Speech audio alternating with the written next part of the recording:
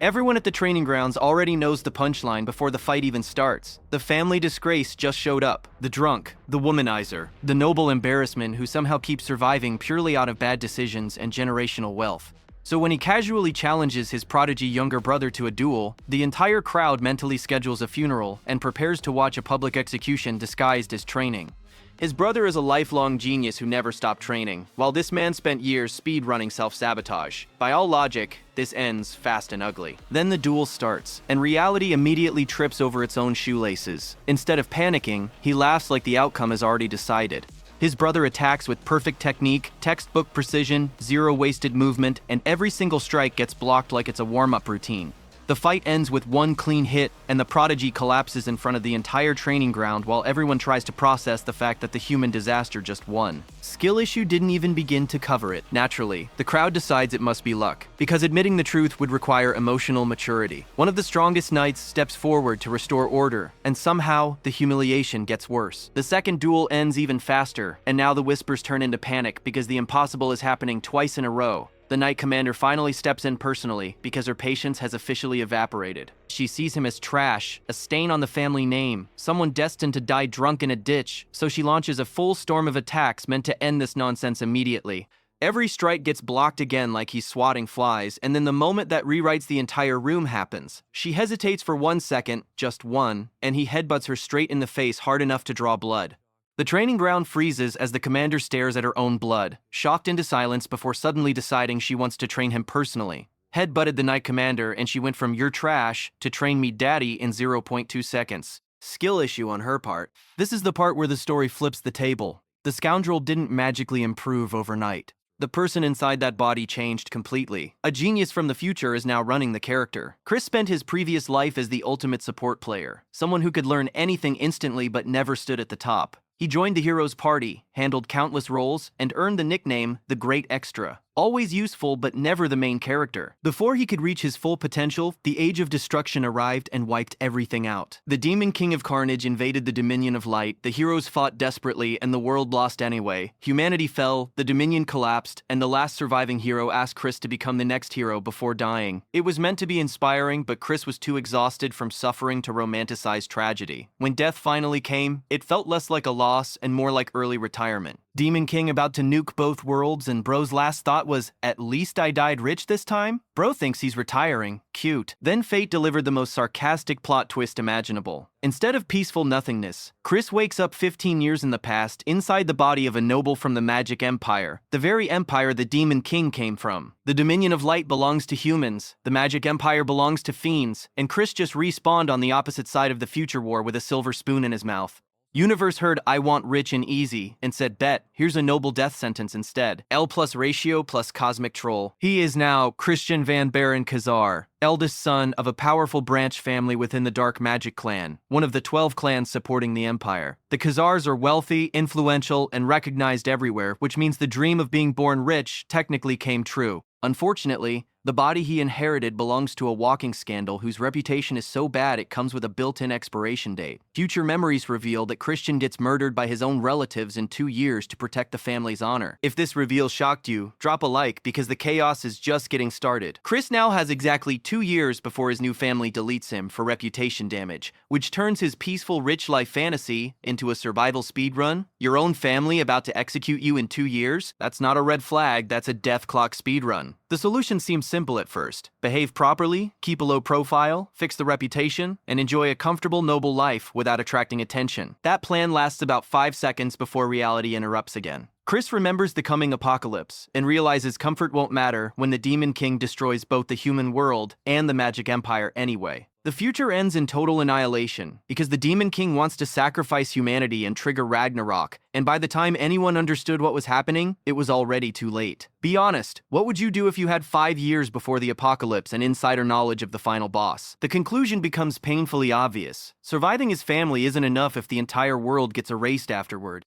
The Demon King isn't just powerful, he commands an entire empire of fiends, and the only realistic way to stop him is to climb higher than him. That means reaching the absolute peak of the Magic Empire and claiming the throne as the Demon Emperor himself before the Age of Destruction even begins. 5 years. One impossible goal. and a second life that refuses to stay peaceful. If the plan works, the path leads straight to the top of the magic empire. But before conquering empires, there's a much more immediate boss fight waiting at home: his father. Count Khazar is not impressed, not amused, and definitely not in the mood to forgive the family embarrassment who just ignored house arrest and walked outside like rules are optional. The scolding isn't dramatic yelling either, it's worse. It's calm, cold, and paired with the kind of killing intent that makes breathing feel illegal. The Count makes one thing crystal clear: the next mistake won't be punished with grounding, it will be punished with a missing head. The pressure is suffocating enough that Chris physically trembles, but this time he doesn't argue or deflect. He apologizes sincerely for everything Christian has done, because fixing the reputation of this body is now step one of the survival plan. The only problem is that Count Khazar has heard apologies before, and every single one ended in disappointment. Words mean nothing anymore. The trust meter is permanently stuck at 0, and Chris quickly realizes he has no idea how deep Christian dug this hole. To make things worse, the list of past scandals is so long that even Chris can't figure out which disaster broke the camel's back. So he improvises and claims he lost part of his memory recently. He explains that the memory loss forced him to reflect on his past behavior, and what he found disgusted him. He fully accepts the blame for ruining his father's reputation, and admits he deserves the distrust. It's a solid speech, emotionally convincing, and completely useless because the Count has heard the same performance too many times to believe it now. With normal methods failing, Chris decides to go nuclear and requests something insane: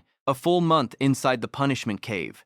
This place exists specifically to break high-status fiends who can't be executed openly. Absolute darkness, no sound, no smell, no taste, no sight, no proper sense of touch. Most prisoners lose their sanity in days, not weeks. Even the idea of surviving a few hours sounds unrealistic, which is exactly why the Count assumes this request is just another empty promise waiting to collapse. Chris already knows the risks and asks anyway, because this is the only way left to prove real change. After years of broken promises, Count Khazar reluctantly agrees to give one final chance, but attaches a brutal condition. If Christian fails to prove he's changed after a month inside that cave, he won't be punished or grounded. He will be banished from the clan. Everyone understands what that really means. Without clan protection, the endless list of enemies Christian made will line up to finish the job immediately. Chris accepts the challenge anyway, and even asks for a reward if he succeeds. One favor from the head of the house. The Count clearly thinks this confidence is delusional, but agrees under the condition that the change must be real this time. Soon after, a half-vampire named Cox arrives to announce the punishment cave is ready. He serves as the household butler and guides Chris through the mansion as servants whisper like they're watching a man walk toward his own funeral. The gossip spreads fast. Everyone remembers the scandal where Christian insulted the young lady of the Poison Magic clan badly enough that Count Khazar had to personally bow an apology. The humiliation alone explains the father's fury earlier, and the household has already started betting on how long the scoundrel will last before losing his mind. Most bets don't even reach 2 days, but Chris walks forward with quiet confidence, already planning how to turn this nightmare into training. His younger brother watches from the sidelines the entire time, silent and observant, until the group reaches the entrance guarded by 2 Death Knights. The cave radiates danger before the door even opens, but just as Chris is about to step inside, his brother finally intervenes. Thorn Van Bar Khazar, the model student and rising genius, suddenly appears and stops a sword's tip right in front of Chris's eyes without warning. On the outside, Chris stays calm. On the inside, his soul briefly exits his body. Thorn isn't here to help or support. He's here to remind his older brother how pathetic he is, and warn him not to stain the family name again. The hostility is sharp enough to hint at something deeper, and Chris quietly suspects this prodigy might have played a role in Christian's future death. In the previous timeline, Thorn became a famous curse mage during the Age of Destruction, so this encounter feels less like sibling concern and more like a warning from a future enemy. Chris responds with a cold stare that makes his younger brother visibly uneasy before turning away and entering the cave without another word. The door shuts behind him, leaving Thorn furious at this unfamiliar confidence. Inside, the punishment cave instantly swallows all light and sound until nothing remains except the faint sensation at Chris's fingertips. That tiny detail exists for one reason, so prisoners can still feel the objects they bring with them, the last thread of sanity in a place designed to erase everything else. Survival depends on being able to blindly fumble through your own supplies. Otherwise, starvation becomes part of the sentence. For most people, the silence and sensory deprivation would crush their mind long before hunger becomes a problem. For Chris, this place feels less like torture and more like the perfect training room. Back in his treasure hunter days, he endured far worse environments, so losing his senses doesn't scare him. If anything, it gives him exactly what he wanted: total isolation to focus inward and rebuild this ruined body from scratch. The plan is brutal but precise, using the medical knowledge he earned when people called him the Divine Hand, combined with a modified bone compression technique. He begins reconstructing his body step by step. Being born into wealth finally pays off, because this time he has access to expensive magic stones that would have taken months to obtain in his previous life. The first step is purification using a white magic stone to cleanse every toxin in his body. Slow, meticulous, and unbelievably painful if done incorrectly. But for Chris, it's routine work. Every cell is cleaned and optimized with white mana until his foundation is finally stable. Outside the cave, Count Khazar quietly asks the butler about his son's condition. The report is grim. Christian entered obediently and hasn't made a single sound since, which only makes the Count more uneasy. Despite everything, he still remembers the child Christian used to be and wonders where things went wrong. For a moment, doubt creeps in. Maybe the talent went to his head. Maybe the pressure broke him. Even so, the Count admits he would rather see Christian die than continue living as a disgrace to the family. The conversation turns tense when the butler hesitantly reveals that Christian brought magic stones into the cave, including dream stones capable of causing intense hallucinations. The butler suggests opening the cave immediately before something goes wrong, but Count Khazar refuses without hesitation. If Christian is plotting something dangerous, then the cave will deal with him. Either he changes or he breaks. A full month passes before the Count returns to the cave entrance, already convinced the outcome will be tragic. Instead, the door opens and Christian walks out smiling, just as impossible to hide. His eyes carry a brightness the Count hasn't seen since childhood, a quiet confidence that feels completely foreign. It's undeniable that he survived the impossible, but the Count refuses to accept this as proof of true change. One victory won't erase years of disappointment. What the Count doesn't know is that Chris never struggled with boredom or despair inside the cave. He spent the entire month training without rest. His body was optimized for swordsmanship, his stamina sustained by endless white mana, and the Dreamstones accelerated his transformation by compressing months of experience into hallucination-driven training. The same stones the butler feared became the key to rapid evolution. During this process, Chris achieved something almost unheard of. He formed 2 cores inside his body. A second core is already rare, but Chris takes it even further by hiding a light core inside a darkness core, creating a secret advantage that would shock anyone who discovered it. He even sensed that someone expected the hallucinations to break him, and instead used that pressure as motivation to push further. Now that the promise has been fulfilled, Chris immediately asks to claim the favor his father owes him. His request is bold: permission to train at the Black Swamp Knights training grounds. The Count's expression instantly hardens, because that arena is reserved for the elite knights of the Dark Magic clan. Allowing a former disgrace to train there sounds like a guaranteed embarrassment waiting to happen. Chris stands firm and explains he doesn't want to join the Knights, only to observe and train in their environment so their discipline can influence him. After a tense pause, Count Khazar reluctantly agrees, but the warning that follows is colder than before. If Christian disgraces the family in front of the Knights, the punishment will be death. Chris accepts the condition without hesitation, ready to take the next step toward rebuilding both his reputation and his power. When Christian finally arrives at the Black Swamp Knights training grounds, the atmosphere instantly turns toxic. The Knights don't even try to whisper quietly. They openly gossip about the good-for-nothing young master, like he's not standing right there. In this empire, status means nothing if you're weak, and Christian's old reputation is doing him 0 favors. Strength is the only currency that matters, and right now everyone thinks he's broke. The real reason for coming here isn't just training. He needs access to the clan library, the vault that holds the Khazar family's dark magic grimoires. His father made the rules crystal clear. No recommendation from Deputy Commander Melon, no key to the library. And there's a very embarrassing reason for that rule. In the past, Christian literally tried to sell advanced grimoires on the black market. Even Chris is starting to realize just how chaotic this body's previous owner really was. His next objective becomes simple: earn Melon's recommendation. Unfortunately, the first obstacle appears immediately in the form of his younger brother Thorn, who wastes no time throwing insults like it's a sport. Instead of getting annoyed, Chris sees opportunity. Provoking Thorn might be the fastest way to prove himself in front of everyone watching. Before things escalate further, the air shifts. A heavy, suffocating presence enters the training grounds. Deputy Commander Melon arrives, and her glare alone makes the surrounding knights straighten their posture. 4-star dark energy radiates from her like a warning sign, clearly meant to scare Christian into leaving. Christian openly acknowledges his past mistakes and requests a chance to prove himself by winning a duel against someone present. Melon dismisses the idea instantly, assuming this is just another stunt. Then he adds a condition that makes the request even more absurd. He asks for an unarmed duel and politely requests that she refrain from using dark energy. He openly admits his own dark energy control is still lacking due to his past lifestyle, which only makes the crowd more convinced this is about to end badly. When asked to choose an opponent, Christian immediately points at Thorn. The reaction is explosive.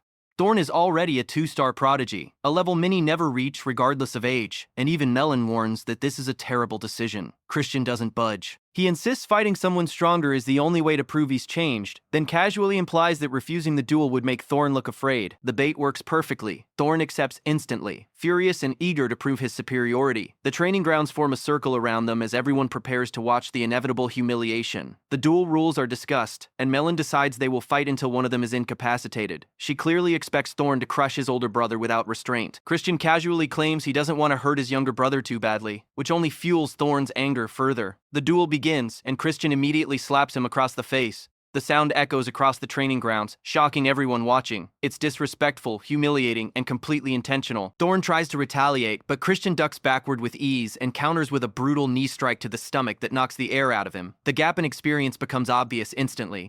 Even without dark energy, Chris has years of combat experience from his past life and training inside the punishment cave. If measured purely by Dominion of Light standards, he's already operating around 3-star level. The prodigy brother, who was expected to dominate, is suddenly the one struggling to keep up while the crowd watches in disbelief.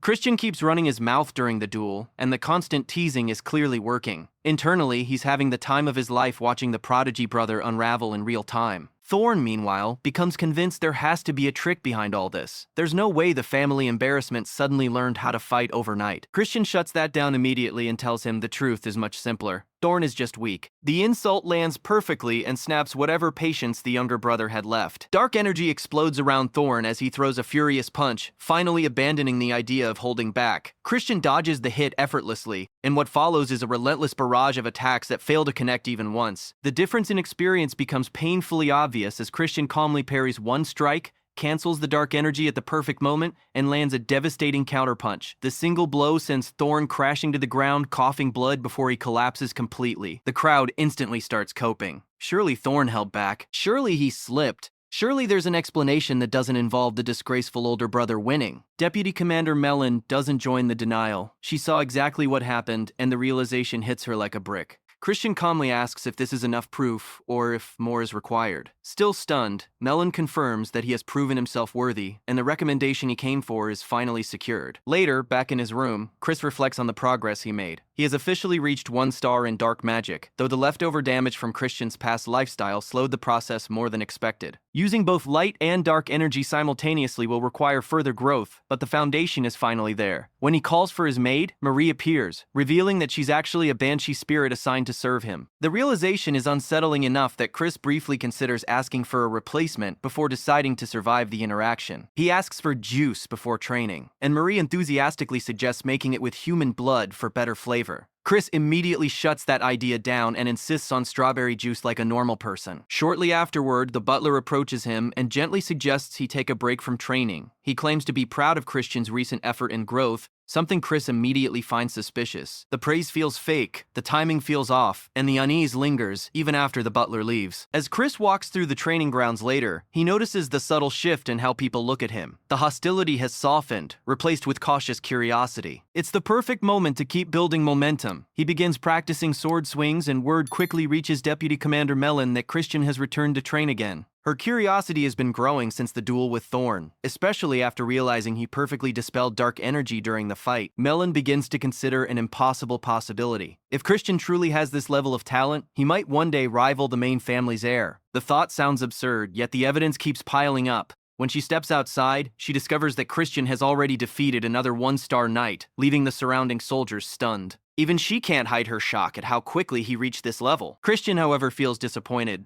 None of the knights present feel like real challenges. His casual remark questioning whether anyone here can actually fight instantly irritates the surrounding knights. A large knight named Torin steps forward to challenge him, and Christian eagerly accepts. As they clash, Christian carefully studies every movement, memorizing the techniques being used against him. It doesn't take long before he identifies the style Torin is using as mud swordsmanship, a rumored technique he never expected to witness firsthand. After recognizing the mud swordsmanship technique, Christian decides to test something ridiculous. He copies it on the spot. One clean strike lands across Torin's face, and the giant knight drops instantly. The training grounds fall silent again as everyone tries to process what what they just witnessed. Even Deputy Commander Melon can't deny the obvious anymore. The victory against Thorn wasn't luck. This is real skill. Christian casually admits he's disappointed because he expected more from knights he once respected. He doesn't stop there. He openly throws shade at Melon for raising such weak warriors, which immediately sets the entire training ground on edge. Everyone knows insulting the deputy commander is a terrible life decision. Melon thinks the same and assumes the recent wins went straight to his head. Christian solves the disagreement by challenging her directly. She takes the bait instantly and unleashes a terrifying strike that crushes the ground beneath them, making it clear she could end the fight in seconds if allowed to go all out. Christian admits she's stronger at full power, but argues the duel wouldn't be fair under those conditions. According to the rules, she can't use dark magic against someone at his level. Wooden swords only. Melon agrees, confident she can crush him even with the handicap. The duel begins, and their movements become so fast the spectators struggle to follow the exchange. Shock spreads through the crowd as Christian holds his ground against someone vastly more experienced. Frustration begins to creep into Melon's expression as none of her attacks land. The situation mirrors every fight before this one, and the realization irritates her further. She charges her blade with dark energy and swings downward, but Christian dodges and rushes forward, smashing his head into her face with perfect timing. The impact draws blood and proves his gamble was correct. With her magic restricted, she couldn't block the opening using pure strength alone. Instead of anger, Melon bursts into laughter, completely caught off guard by the unexpected tactic. She admits she underestimated him and promises to personally oversee his growth moving forward. Christian then reveals the hidden danger behind the strike. His nails scratched her neck during the impact. If poison had been applied, the fight would have ended instantly. Melon accepts the defeat without hesitation and offers to grant his request. Christian shocks everyone by asking her to kneel before him in the future. The request sounds impossible because her loyalty belongs to the main family, but he confidently declares that won't matter when he becomes the next leader of the clan. Melon dismisses the claim as unrealistic, since the 5 recognized successors all come from the main family. Christian calmly reminds her there is no rule preventing a branch family member from rising to the top. They agree to a rematch in 1 month without restrictions, promising a far more brutal fight ahead. Soon after, Christian presents Melon's recommendation letter to his father along with blunt feedback about the knight's weak fundamentals. Earlier, Melon had already reported his growth and admitted she was humbled by his unexpected skill. Count Khazar studies his son carefully before finally handing over the key to the library. Holding the key in his hand, Christian feels satisfied. He didn't just gain access to the clan's grimoires, he also secured the trust of a powerful ally from the main family, a crucial step toward taking control of the Dark Magic clan. Christian hasn't fully won Melon over yet, but he's confident the upcoming rematch will seal the deal. As he leaves with the library key in hand, he remembers the strange expression on his father's face. Confused, cautious, but undeniably proud. It hits him that even in a demon empire, family bonds still matter, and this new father is already better than the one he had in his previous life. That realization quietly turns into a promise. He's going to make this man proud for real. Inside the library, the atmosphere changes immediately. Shelves are packed with forbidden grimoires that would never be allowed in the Dominion of Light. Blood magic, summoning studies, curse research,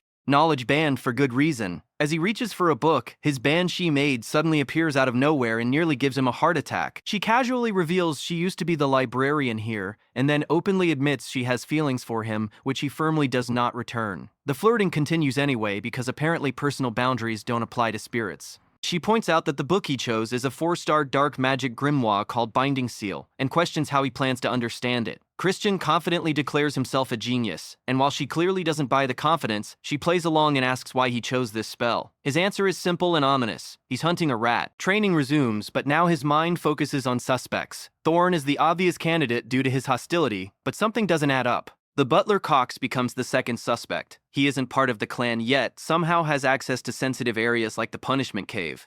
The detail that stands out most is the dreamstone Cox provided before the cave, an item that could have easily driven someone insane. Whether Cox is acting alone or working for someone else, the conclusion is clear. Someone inside the house wants Christian gone. To expose the traitor, Chris decides to play the role everyone expects. He abruptly quits training mid-session, throws a tantrum, and storms off like the old Christian. The sudden regression shocks everyone exactly as planned. At dinner, he creates a scene that crushes his father's growing hope, forcing the Count to leave in visible disappointment. The guilt hurts, but Chris knows the act is necessary. Rumors spread quickly that the disgraceful young master has returned. He wastes money, bullies maids, and acts like a spoiled noble again. Even when he requests alcohol, his banshee maid secretly gives him non-alcoholic wine to keep him sharp. The fake drinking becomes part of the act, bait designed to lure whoever wants him to fail. During this performance, he quietly demonstrates mastery of the binding seal spell, shocking even his loyal maid with how quickly he learned it. When Thorn suddenly enters the room, Christian instantly switches personalities and acts like a drunken mess. The performance convinces Thorn completely, and his anger reveals something important. He isn't involved in any conspiracy. Chris finally trusts him enough to reveal the existence of a traitor and explains the fake drinking scheme. Thorn watches in stunned silence as the reckless brother he hated suddenly reveals hidden depth and strategy. A servant interrupts after hearing breaking glass, and Christian returns to the drunken act immediately, demanding the butler deliver proper wine. When Cox arrives, Christian deliberately pours wine over his head and accuses him of playing tricks. Cox apologizes calmly and offers to send another bottle later, but Christian insists he retrieve it personally. The butler reluctantly agrees and leaves, keeping his composure perfectly intact. Even so, Chris can feel the hostility hiding beneath that calm exterior. The mask is flawless, but the intent behind it is unmistakable. Once Chris is alone again, he immediately starts digging through the documents the butler had been handling. The moment he begins reading, a slow smile spreads across his face. The numbers don't lie. Funds have been quietly disappearing, and the trail leads straight to Cox. Embezzlement alone doesn't prove treason, but it's a strong indicator that the butler has been playing his own game behind the scenes. It's not proof of betrayal yet, but it's enough to keep the suspicion alive. Soon after, Cox returns with the correct wine, calm and polite as ever. Christian keeps up the drunk act, casually wondering if the butler is angry about the earlier humiliation. Cox responds with polite gratitude for being allowed to serve, completely unfazed. Before leaving, he casually mentions that Christian's friends are waiting at their usual hideout, and even warns him to avoid them because they're trouble. That warning has the opposite effect. Chris has no idea who these friends even are, which makes the invitation far too suspicious to ignore. At the hideout, a lavish feast is already laid out. The moment Chris sits down, he notices the terrified maid pouring drinks for the group and immediately comments on how disgusting it is that they're using her like a servant. When she hands him a glass, something feels off. Without hesitation, he throws the drink straight into the face of the man sitting across from him and accuses them of spiking it. Before chaos can erupt, he knocks the maid unconscious with dark magic so she won't witness what happens next. The room freezes as the group realizes Christian just used dark magic. Before they can react, he slams both men onto the table and demands answers with a dagger in hand. The interrogation breaks them quickly. They confess they were blackmailed and ordered to frame Christian for the murder of the maid they intended to kill. When pressed for the mastermind behind the plan, the truth finally spills out. Cox was the one giving orders. The two men beg for their lives and promise to follow Christian's commands without question. He agrees to spare them, but only after making them promise twice and binding them with his spell. The trap is fully set. The next day, Cox rushes to Count Khazar with a dramatic accusation. He claims Christian murdered the maid while drunk and dumped her body into the river. The Count immediately orders Christian to stand trial before the Fiend Court. In the courtroom, Christian calmly denies everything while the Count insists witness testimony will prove his guilt. Christian counters by stating the murder never happened and points toward the entrance. The maid walks in alive and unharmed, sending shockwaves through the court. She testifies that Christian escorted her home and gave her money for rent, and that the two men present were the ones who tried to kill her. Panic spreads across the conspirators as their plan collapses in real time. Christian then activates the binding seal and forces them to confess publicly. They admit to falsely accusing him and reveal that Butler Cox ordered the entire scheme. Cox panics and begins desperately defending himself. Exactly as Chris expected, Christian asks his father to temporarily grant him authority to question the butler directly. With permission granted and a warning not to abuse it, Christian takes the stand and asks Cox to swear to tell the truth. After making him swear twice, the binding seal activates in full view of the courtroom, shocking everyone present. The modified spell begins crushing Cox's resistance as Christian asks why he orchestrated the slander. The pain of the seal forces the truth closer to the surface, and after struggling to resist, Cox finally admits that he was acting under someone else's orders. The man who gave Cox the orders also threatened to expose the corruption he had been committing with the family finances, leaving him with no choice but to comply. Before letting him continue, Christian forces Cox to confirm that this threat was connected to the embezzlement he had been secretly carrying out behind Count Khazar's back. Once that detail is confirmed in front of everyone, Christian continues the interrogation and asks him to reveal the identity of the person who issued the orders. Cox refuses to speak at first, but the pain from the binding seal intensifies until he finally breaks and blurts out the name Sir Esheed. The revelation detonates through the courtroom when everyone realizes that the second son of the Dark Magic clan, Sir Esheed de Baran, has been orchestrating the scheme from the shadows. Cox admits that now that he has confessed, Eshid will surely have him killed. Before that threat can even become relevant, Christian draws his blade and beheads the traitor on the spot in front of Count Khazar. Before anyone can protest the sudden execution, Christian calmly explains that he carried out the punishment under the authority he borrowed from the Count. Count Khazar immediately asks why he believed Cox deserved death. Christian answers without hesitation. Leaving Cox alive would only give the main family time to fabricate evidence and bury the truth, and openly opposing the main family is not something their branch can afford. This execution exposes Eshid's sabotage to everyone before it can be covered up. Immediately afterward, Count Khazar opens a portal and brings Christian into a secret training ground for a private conversation away from the courtroom crowd. The Count explains that Eshid's actions are rooted in the ongoing succession conflict, since a family's power is directly tied to the successor they support. With the first young lord unavailable, the Count had planned to support the first young lady instead. Christian interrupts and volunteers himself as the next successor candidate. The Count dismisses the idea instantly as impossible, but Christian reminds him that branch family members can be recognized as successors if they possess the required ability. The Count insists that while it may be technically true, nothing like that has ever happened within their clan. Christian counters by pointing out that Eshid already considers him a rival, which is why he tried to eliminate him in the first place. The Count admits Christian showed more talent than Eshid as a child, but insists Eshid is far ahead now. Christian declares he is already catching up and asks for official recommendation to participate in the sacred dark rite, which will occur in 2 months. The Count reminds him that participants must be at least 2-star level, and Christian promises to reach that level within the time frame. Reluctantly, the Count agrees to support him. Rumors soon spread among the servants about how much Christian has changed, especially since Count Khazar has begun personally training him. The training is so brutal that even veteran knights would struggle to endure it. Christian is seen practicing relentlessly with newly learned sword techniques, adapting at a speed that shocks even the Count. He combines mud swordsmanship with black scythe sword energy to create a new technique capable of cutting far beyond what mud swordsmanship alone could achieve. The Count is stunned by how easily Christian merges multiple techniques, something that normally makes curse casting far more difficult. For Christian, however, it feels effortless. After 15 days of intense training, he finally collapses from exhaustion after a brutal run, proving that even a prodigy cannot skip stamina training. Deputy Commander Melon suddenly appears to remind him that their duel is approaching. She acknowledges his growth but insists the gap between them is still enormous, and that his dream of making her kneel remains unrealistic. Christian remains confident and determined, which she finds admirable, and she encourages him to continue improving so their rematch will be entertaining. Melon currently stands at upper 4-star level, while Christian is only upper 1-star, leaving a massive gap between them. Christian already has a plan to close that gap and intends to use his newfound wealth to gain an advantage. Later he meets his banshee maid Marie, who has dressed beautifully as if preparing for a date, even though he only asked her to pack his bags. Her obsessive enthusiasm makes it clear that this outing will not be simple for him. Christian once tried asking his father if he could replace his obsessive, love-struck banshee maid with a normal human attendant. Unfortunately, the answer was a hard no. The contract binding him to Marie exists for a reason, and managing a high-ranked banshee without a contract would be impossible. Canceling the contract is technically possible, but there's a catch that makes the option instantly awkward. It requires a deep kiss with Marie. Back in the present, Christian once again tries to convince her to stay behind since he's heading somewhere crowded and worries her spiritual energy could hurt people. Marie immediately switches into helpless puppy mode, guilt-tripping him about how she hasn't seen the outside world in decades, until he reluctantly gives in and allows her to come along under strict conditions. The emotional whiplash is instant. The moment she gets permission, the sobbing disappears and she transforms into a cheerful beauty, excitedly following him. Curious about the outing, she asks what he's planning and he explains he intends to make money. She instantly showers him with gold coins he asked her to carry and questions why he needs more when he's already wealthy. He insists the money isn't enough and tells her to put the coins away.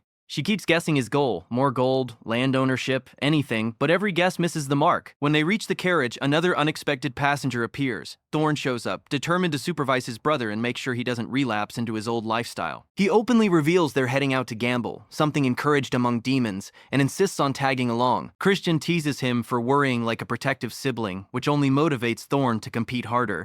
They soon arrive at a glamorous venue, and both Marie and Thorn are stunned by the scale of the place. Christian hands them masks for disguise and secretly assigns Marie a hidden task without Thorn's knowledge before they enter. Inside, they're immediately treated as easy targets by the gamblers around them. Christian proposes a bet with Thorn. Whoever makes the most money in 1 hour gets to assign the loser an embarrassing title. Thorn eagerly accepts, driven by pride, while Christian quietly understands how the gambling house really works. His first game ends in an easy win, but he knows it's bait. The house feeds small victories to inflate confidence before taking everything when the stakes rise. Thorn falls perfectly into the trap and starts losing heavily, while Christian intentionally irritates him to push him further. Soon the con artists notice Thorn's losing streak and prepare to exploit him even more. Despite warnings, Thorn keeps gambling, exactly as Christian expected. During this time, Marie turns invisible and identifies the con men behind the scam. By the end of the session, Thorn has lost a staggering 10K. Christian then heads straight to the merchant running the establishment and demands a private meeting. The merchant tries to distance himself from the scam, claiming he only owns the gambling hall, but Marie's terrifying presence forces him to kneel and beg for mercy. Christian demands 1,000,000 rupees in compensation, shocking the merchant into bargaining down to 200,000. The deal is accepted, and Christian makes one final request before leaving. With the money secured, he purchases a large set of combat equipment and obtains a rare artifact as a bonus: the Holy Sword Grenade, a weapon created through the sacrifice of a hero's soul. Once revered even by demons, the weapon now sits abandoned, waiting for a future purpose. Christian quietly takes it, already planning how to use it someday.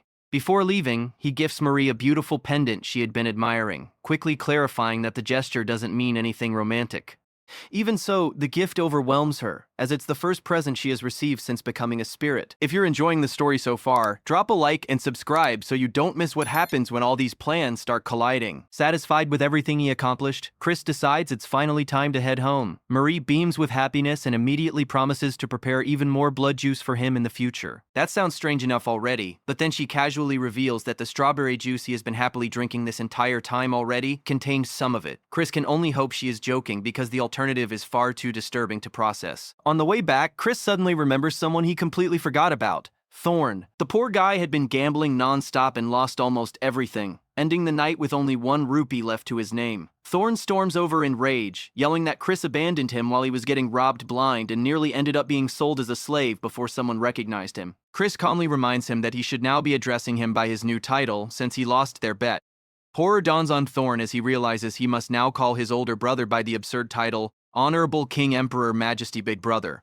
Forced to say it out loud, Thorn suffers maximum embarrassment while Chris enjoys every second of it. Thorn swears he will make him regret this one day before storming off, but Chris quietly realizes that this same brother is destined to kill him in the future, likely manipulated by Eshid. Eshid, the son of Longam and acting patriarch of the Dark Magic clan, stands as the top heir of the main family. If Chris wants to become the successor, conflict between them is inevitable. Knowing what the future holds, Chris silently vows revenge against Eshid, but for now, his priority is securing Melon's support. His attention then turns to the Holy Sword Grenade. The blade has rejected countless users over the years, and the reason it sits abandoned is because no one has been able to conquer it. Curious, Chris grabs the sword and immediately receives a shock, confirming that the weapon rejects his dark magic. That makes sense since the blade represents light. Instead of giving up, Chris decides brute persistence will solve the problem.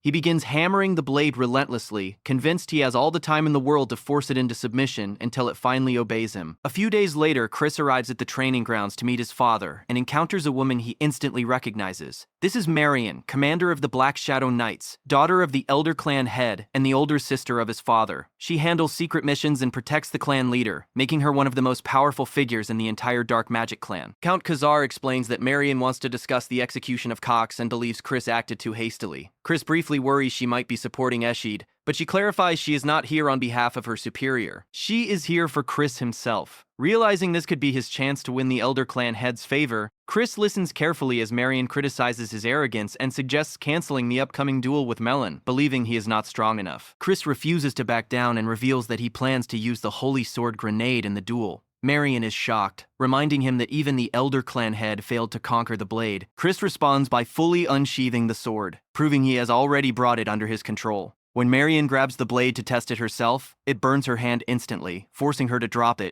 Watching Chris casually pick it back up leaves her stunned. He refuses to explain the full reason behind his success, simply stating that he can do the impossible because he is a genius. Chris's confident declaration leaves his father visibly impressed, but the moment doesn't last long before Melon steps forward to join the conversation. She acknowledges that he managed to tame the Holy Blade, yet confidently declares that the outcome of their duel will remain unchanged and promises to make sure this will be his last day. The battle begins instantly with a heavy swing from Melon that forces Chris onto the defensive. Without restrictions, her speed and strength are on an entirely different level, and his confidence begins to waver as their blades clash repeatedly. Because Grenade is a holy sword, it interferes with the dark power flowing through Melon's weapon, yet Chris still manages to maneuver skillfully while wielding it. He begins pushing her backward, which causes Count Khazar to question how such a thing is possible. Marion carefully analyzes the situation and explains that Chris is constantly adjusting the flow of dark energy to avoid suffering backlash from the Holy Sword. When the duel briefly pauses, Melon asks if he was predicting her movements. Chris casually explains that every sword strike begins with a stance, and that shoulder and arm positioning reveal the direction of the attack regardless of skill level. Melon changes tactics and casts a binding spell that catches Chris, reminding him she is also a mage. He immediately dispels the spell using a purification artifact, thanking his father for it even though Count Khazar insists he never gave him such an item. Chris admits he stole it and remarks that equipment is also proof of skill. He then throws a sphere that explodes overhead, distracting Melon while a second orb detonates in front of her and engulfs her in flames. It charges through the fire and strikes, but Chris blocks the blow and shatters her weapon with a smile. As the fight continues, Melon emerges from the flames laughing maniacally, thrilled by the challenge. Marion grows concerned about how dangerous Melon has become in this state, but Chris uses the opening to slip past her attack and press his blade against her neck, securing victory.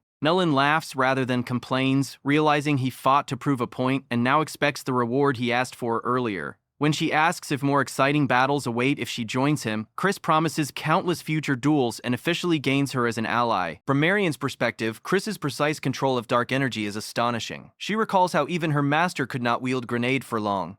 To control the blade, the wielder must constantly alter dark energy waves. To bypass its rejection, something almost impossible in real combat.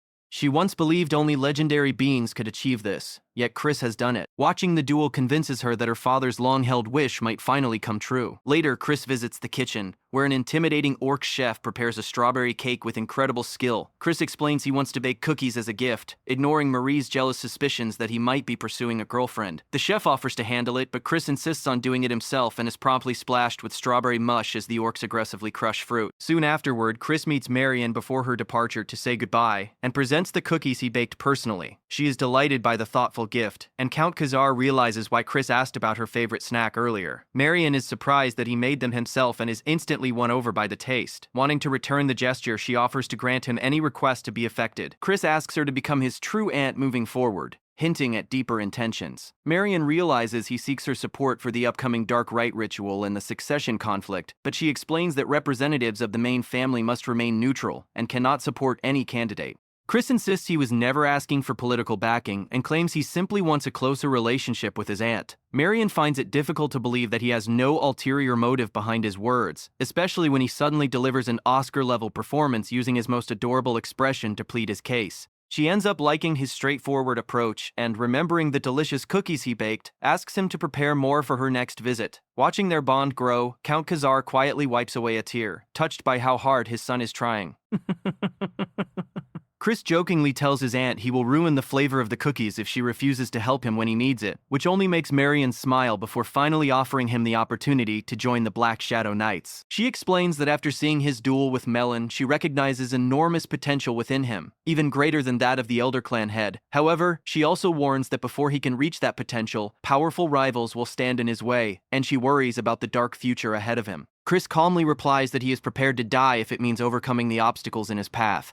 Despite inviting him, Marion sees his confidence as dangerous, yet cannot deny that he might actually be telling the truth. As she mounts her horse to leave, she gives him a final warning about the first young lady, Julianne. Though Julianne appears gentle, Marion considers her an even greater threat than Eshid, and says he will understand why soon. Chris thanks her for the advice and watches as she departs with a more favorable opinion of him. Back in his room, Chris reflects deeply. Both Marion and his father are 6-star warriors, yet he has never heard much about their contributions during the Great War or the roles they played. The Magic Empire had countless fighters, enough to challenge the Dominion of Light, but Chris has no desire to repeat the mistakes of his past life. Soon afterward, Count Khazar summons him and reveals shocking news. Chris has already reached 2-star level within a single month. Chris casually claims he is simply built differently before asking what the meeting is about. The Count explains that the main house has been contacted regarding participation in the Sacred Dark ritual. Thorn has been approved to participate, but Chris has been rejected due to his terrible reputation for wasting wealth and causing trouble. The rejection hits him like a devastating blow, but Count Khazar unexpectedly voices support for his son. They quickly realize that the decision was influenced by Loen de Baron, the direct descendant of the main house and the central figure of the upcoming ceremony. The Sacred Dark ceremony involves candidates absorbing special darkness from the dimensional shadow and fighting for the right to claim it. The strongest participants absorb the most darkness and gain the opportunity to become heir or prince. If Lowen wins, he will become the 6th prince, destroying Chris's plans. Count Khazar promises to negotiate further and even suggests involving Marion, but Chris stops him, insisting he can handle the situation himself. The Count acknowledges his talent and expresses his desire to support him, which Chris deeply appreciates. He then asks if Count Timon's family will participate and learns that the 3rd son is involved and has also opposed his participation. Chris reassures his father to calm down and promises to make his critics regret their words. He decides to participate in the Ebony Hunt, hosted by the Tyron family, as an alternative path. Meanwhile, Marion returns to the Elder Clan head and reports her findings, praising Chris's transformation. The Patriarch, who once considered Chris a fool, asks if the boy can fulfill his long-held wish to overturn fate and break the shackles of death using forbidden magic. Marion admits she is uncertain, but declares that Chris is the closest chance he has ever had to achieving that impossible wish. Even the Lord Patriarch refuses to oppose the decision, believing the boy should find his own way to overcome the challenge. Marion continues arguing and pushing for Chris's participation, but the old Patriarch shuts her down with a chilling silence. Reflecting on his demeanor, Marion notes that this is exactly the kind of man he has always been, someone with overwhelming expectations, who becomes ruthless when necessary. The Elder Clan head is surprised by how highly she speaks of Chris and calls for Simon, the clan's head steward. Having listened to the entire conversation, Simon is ordered to stay close to the boy and monitor his every action until the Holy Dark ceremony. He happily accepts the task but jokes about wanting to play a prank on the child. The Patriarch shuts that idea down instantly with a cold stare, warning him not to get too comfortable. Marion silently hopes the boy will succeed despite the dangers ahead. Meanwhile, Chris focuses on his own analysis. Reaching 2-star level only makes the next goal, 3-star level, feel even further away. That is exactly why he needs Ebony, a resource that can help him gather large amounts of magic in a short time. The Tyron family's Ebony Hunt event provides the perfect opportunity. The only problem is that even capturing the beast Karzo does not guarantee obtaining Ebony. A special condition must still be fulfilled to claim it. Chris steps out of his carriage and meets an old merchant who arrives empty-handed. Chris casually tosses him a bag filled with coins as a gift, then immediately teases him by mentioning his illegal dealings and unpaid taxes. The merchant nearly collapses from the pressure, and Chris offers to ignore everything as long as he cleans up his mess. He then requests a rare black market item known as the Grey Pill, which is absurdly expensive. Without hesitation, he tells Marie to handle the negotiation her way. She instantly pulls out torture tools, terrifying the merchant into surrender. Chris adds even more requests, demanding a quality dagger and armor before leaving the man cursing under his breath. Before heading home, Chris makes one last stop and secretly buys a suspicious pink aphrodisiac. Marie instantly questions his intentions, and he hurriedly insists it is for his aging father. He orders the seller to keep the purchase secret forever. Soon afterward, he reunites with his father and Thorn, forcing his brother to repeat the humiliating long title again. Thorn warns him to stay safe during the Ebony Hunt, and Chris teases him for worrying. Their father interrupts by ordering Chris to defeat the Tyron family contestants, promising to return with good news while still teasing Thorn about the embarrassing title. When Chris arrives at the Tyron estate, an orange goblin servant refuses him entry, explaining that young Lord Alois issued orders banning him. Chris calmly pressures the servant by asking if he is being told to find accommodation elsewhere in the capital and who will pay for it. The servant reluctantly confirms the Tyran family will cover the cost, which immediately inspires Chris to choose the most luxurious hotel possible. The bill reaches 100,000 rupees, and he happily spends someone else's money. As they plan their next move, the luggage suddenly opens and Marie pops out from inside, revealing she hid in his baggage to follow him. Chris is already annoyed when Alois, the third prince, storms in furious about the massive bill. Chris treats him casually despite Alois being the star of the Ebony Hunt, and taunts him for getting angry over his own order. Enraged, Alois summons a beast trained using the Tyran family's dark magic control technique, which manipulates creatures through fear instead of traditional taming. The beast's fear-based control technique is complicated and takes time to master, but Chris does not care in the slightest and is more than ready to throw hands with the oversized kitty. He calls for Marie to prepare their countermeasure while grabbing a staff, openly provoking Alois to attack him. Enraged, the third prince unleashes the creature, which lunges forward and smashes into Chris hard enough to send him flying. Even after taking the hit, he mocks Alois for relying on numbers and lays down a condition. If he wins this fight, he joins the Ebony Hunt as a bodyguard instead of a driver. Alois mounts the beast and charges again, smashing the ground with terrifying force, only for Chris to vanish and reappear behind him like a sneaky ninja. With a wooden staff, he proceeds to beat Alois senseless, which only makes the prince angrier. When the creature charges again, it suddenly freezes in terror, overwhelmed by a fear of death radiating from Chris, and retreats like a frightened cat. Alois is confused and humiliated, unaware that Chris simply used an illusion spell to trick the beast. Refusing to accept defeat, the prince summons a second creature, this time a horse, but Chris charges forward and knocks him out with a single strike, proudly declaring he is not going to wait around for his opponent to power up like a drawn-out anime transformation. Later, Chris relaxes by gambling again, calling it his version of rest, while Marie insists he stick to ginger ale instead of alcohol. The Tyrion family servants keep watch under Alois's orders, and Chris casually invites them to join his gambling session, joking that their master will not wake up anytime soon. They refuse out of loyalty, but Chris ends up passing out anyway, making them assume the situation is handled. In reality, this was part of his plan. As they leave to file their report, Chris wakes up, packs his things and sneaks away, telling Marie not to follow him, which she interprets as him sneaking off to meet women, leaving him baffled by her assumptions. Chris heads to the Kython mountain range, the Tyrion family's hidden hunting grounds filled with demonic beasts. Using invisibility magic he learned from Marie, he slips past the guards and reaches the altar where accumulated darkness peaks. He remembers the goal of the ebony hunt, forcing the beast Karazzo into such extreme terror that it chooses death, creating a perfect moment where light turns into darkness. His plan is to use the aphrodisiac he bought to drive the beast into a frenzy and steal the darkness for himself, but he realizes he lacks the time to master the official technique and begins searching for another method. Suddenly, he senses a terrifying presence and discovers a cave covered in a powerful dark magic barrier. Inside lies the Rift of Gehenna, the domain of demons, and the connection between the demon and human worlds. Realizing he can lure Karazzo here using the aphrodisiac as bait, he becomes convinced he can complete the hunt. As he turns to leave, the Grand Steward Simon suddenly appears, having secretly watched Chris's fight and manipulation of the Tyrion servants, excited to see what elaborate scheme the boy will attempt next. Simon reaches toward the Rift of Gehenna with a plan in mind, and the moment he touches it, blood begins to leak from the rift as it calls out his name and labels him a betrayer in a shocking twist.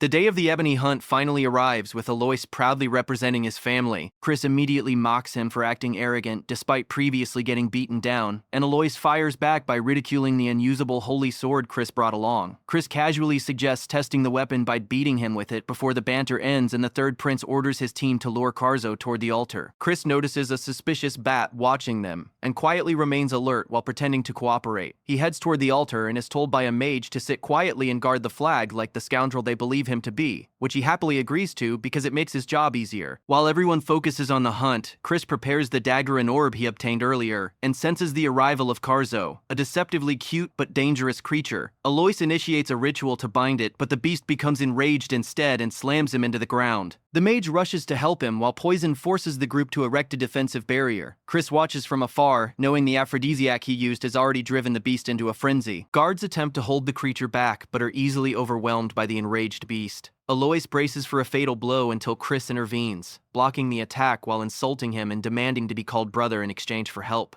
With no options left, Alois reluctantly begs for assistance, and Chris immediately drives the beast away before using a mock binding spell to control it. Realizing he has been tricked, Alois watches helplessly as Chris leads Karazzo toward the Rift of Gehenna, where the overwhelming aura pushes the creature into a state of pure terror. At the perfect moment, Chris kills the beast and claims the Ashen Orb, presenting it proudly when Alois and his team arrive. Alois thanks Chris for saving everyone despite the ruined hunt, unaware that Chris secretly swapped the real orb with a fake. Their banter is cut short when an overwhelming pressure appears nearby, and a terrifying demon of Gehenna emerges from the darkness. Alois tells Chris to run while he prepares to hold the monster off, showing a surprising change in attitude. Chris notices the spying bat and destroys it with a thrown blade, severing Simon's connection and forcing him to rush toward the scene. Facing the monstrous demon, Chris realizes the creature is at least 5-star level and far beyond what he can defeat directly. But he knows there is still one thing he can do. Alois yells at Chris for wasting his magic power, but since the sleeping spell failed to knock him out earlier, Chris switches to the old-fashioned method and punches him unconscious without hesitation. With the prince down, the demon of Gehenna appears amused and casually suggests a sacrifice, even offering to spare Chris if he hands over his companions. Chris responds by telling the demon he talks too much and pulls out the holy sword grenade. The demon is intrigued but laughs, pointing out that even Chris cannot properly wield the weapon. Without hesitation, the demon launches his first attack. Chris manages to block it, but the force overwhelms him, leaving him coughing blood as the situation spirals toward disaster. The demon generously offers him another chance to sacrifice his allies, but Chris refuses and spits in his face as the ultimate insult. Instead of backing down, Chris activates the ebony he obtained, coating his blade in golden light. The demon is shocked to see someone with dark magic controlling light energy. Chris senses the demon's hesitation and presses forward as the demon unleashes a devastating attack meant to annihilate him completely. In response, Chris swings his blade with everything he has, slicing through the sphere of darkness and cutting the demon in half. The power overwhelms him immediately afterward and he collapses unconscious, remembering the move he just used, the Dead Sea Flash, inspired by a ray of light shining over the Dead Sea. He recalls how someone once believed in his potential even when others doubted him, believing he would one day become the light that saves the world.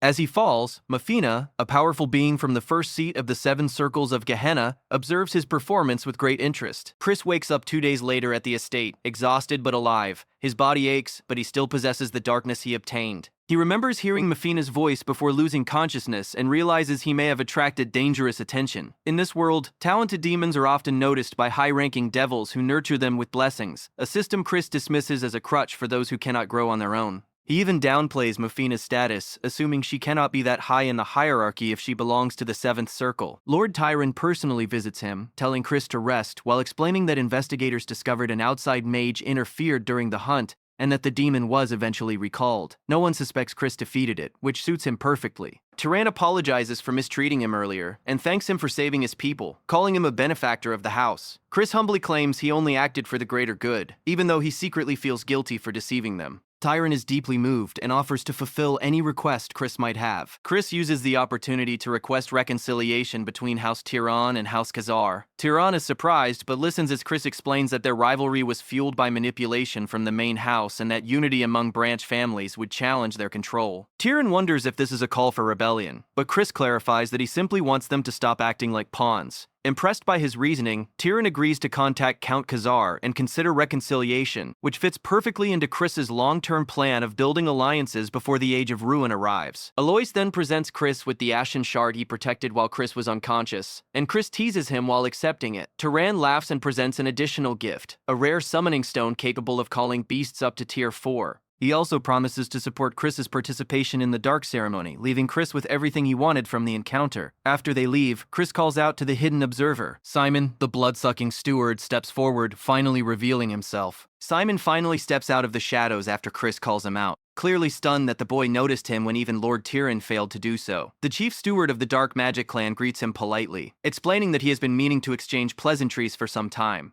Chris immediately remembers exactly who this man is and why he is dangerous. Simon is not just some servant lurking in the background. He is one of Lord Noah's top men, and the commander of the Blood Shadow Corps, a group infamous for slaughter, terrorism, and missions so brutal they make regular fiends look tame. These are not soldiers who care about borders or factions. They massacre enemies of the Empire and the Light alike, leaving devastation in their wake.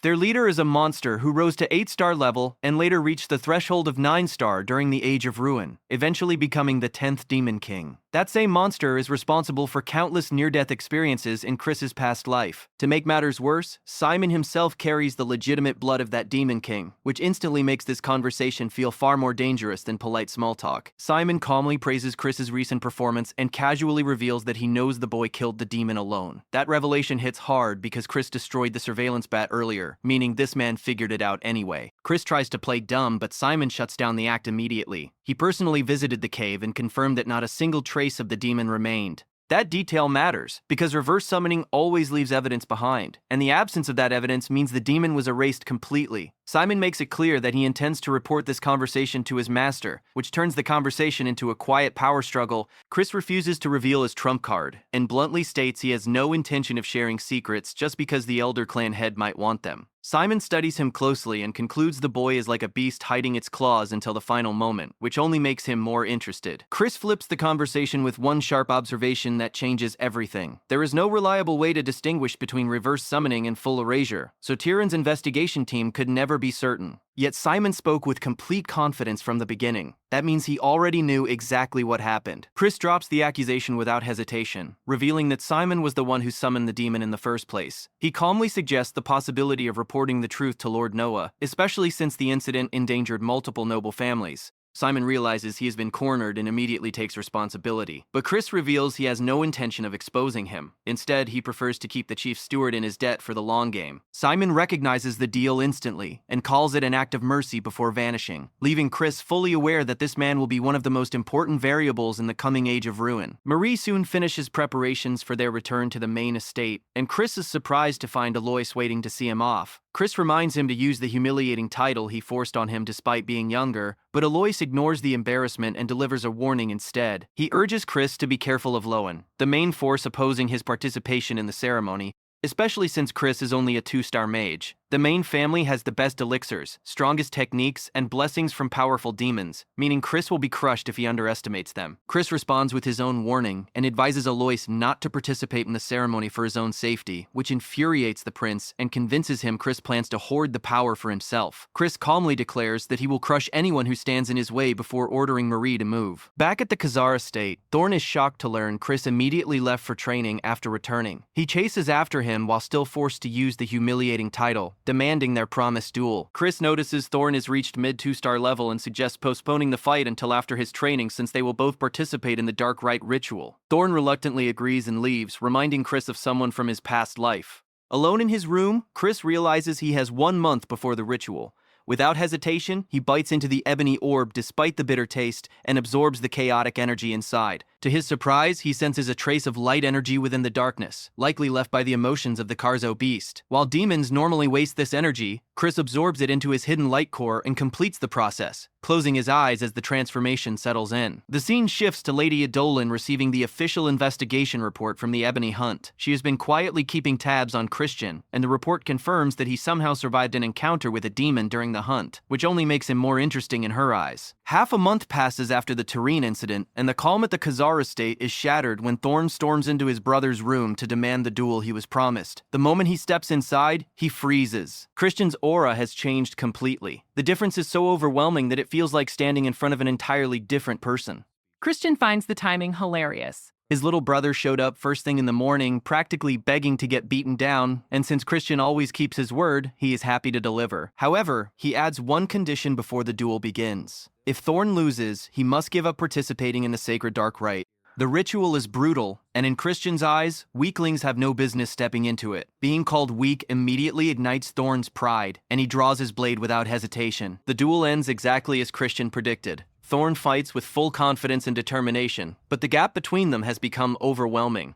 Christian beats him so badly that he ends up bedridden, with healers declaring he will need half a month of recovery, effectively eliminating him from this year's Sacred Dark Rite. Afterward, Christian asks his father for some private time with Thorn, and Count Khazar grants it without hesitation.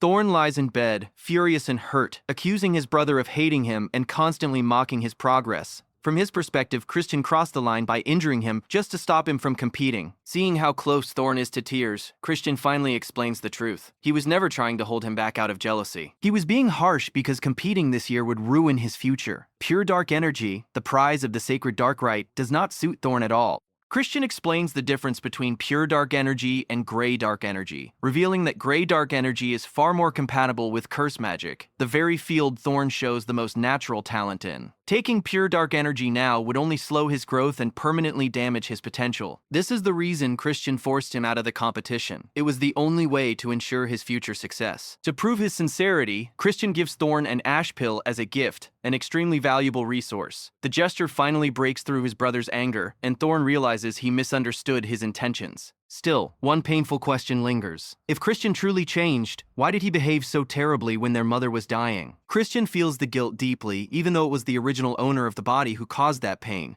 He admits he was simply a different person back then who did not understand. The answer is not perfect, but it is enough to soften Thorn's heart. A few days later, the Cathedral of the Deer family becomes a spectacle of luxury, as countless carriages arrive for the Sacred Dark Rite. Christian steps out of his carriage after a long journey, annoyed that the main family refused to provide a warp gate out of petty spite. He quietly promises himself that one day they will pay for it. Because each participant may bring only one companion, Marie accompanies him due to their binding contract. As soon as he arrives, he becomes the center of attention. Whispers spread across the crowd as the infamous Khazar scoundrel is personally welcomed by the head butler, Simon.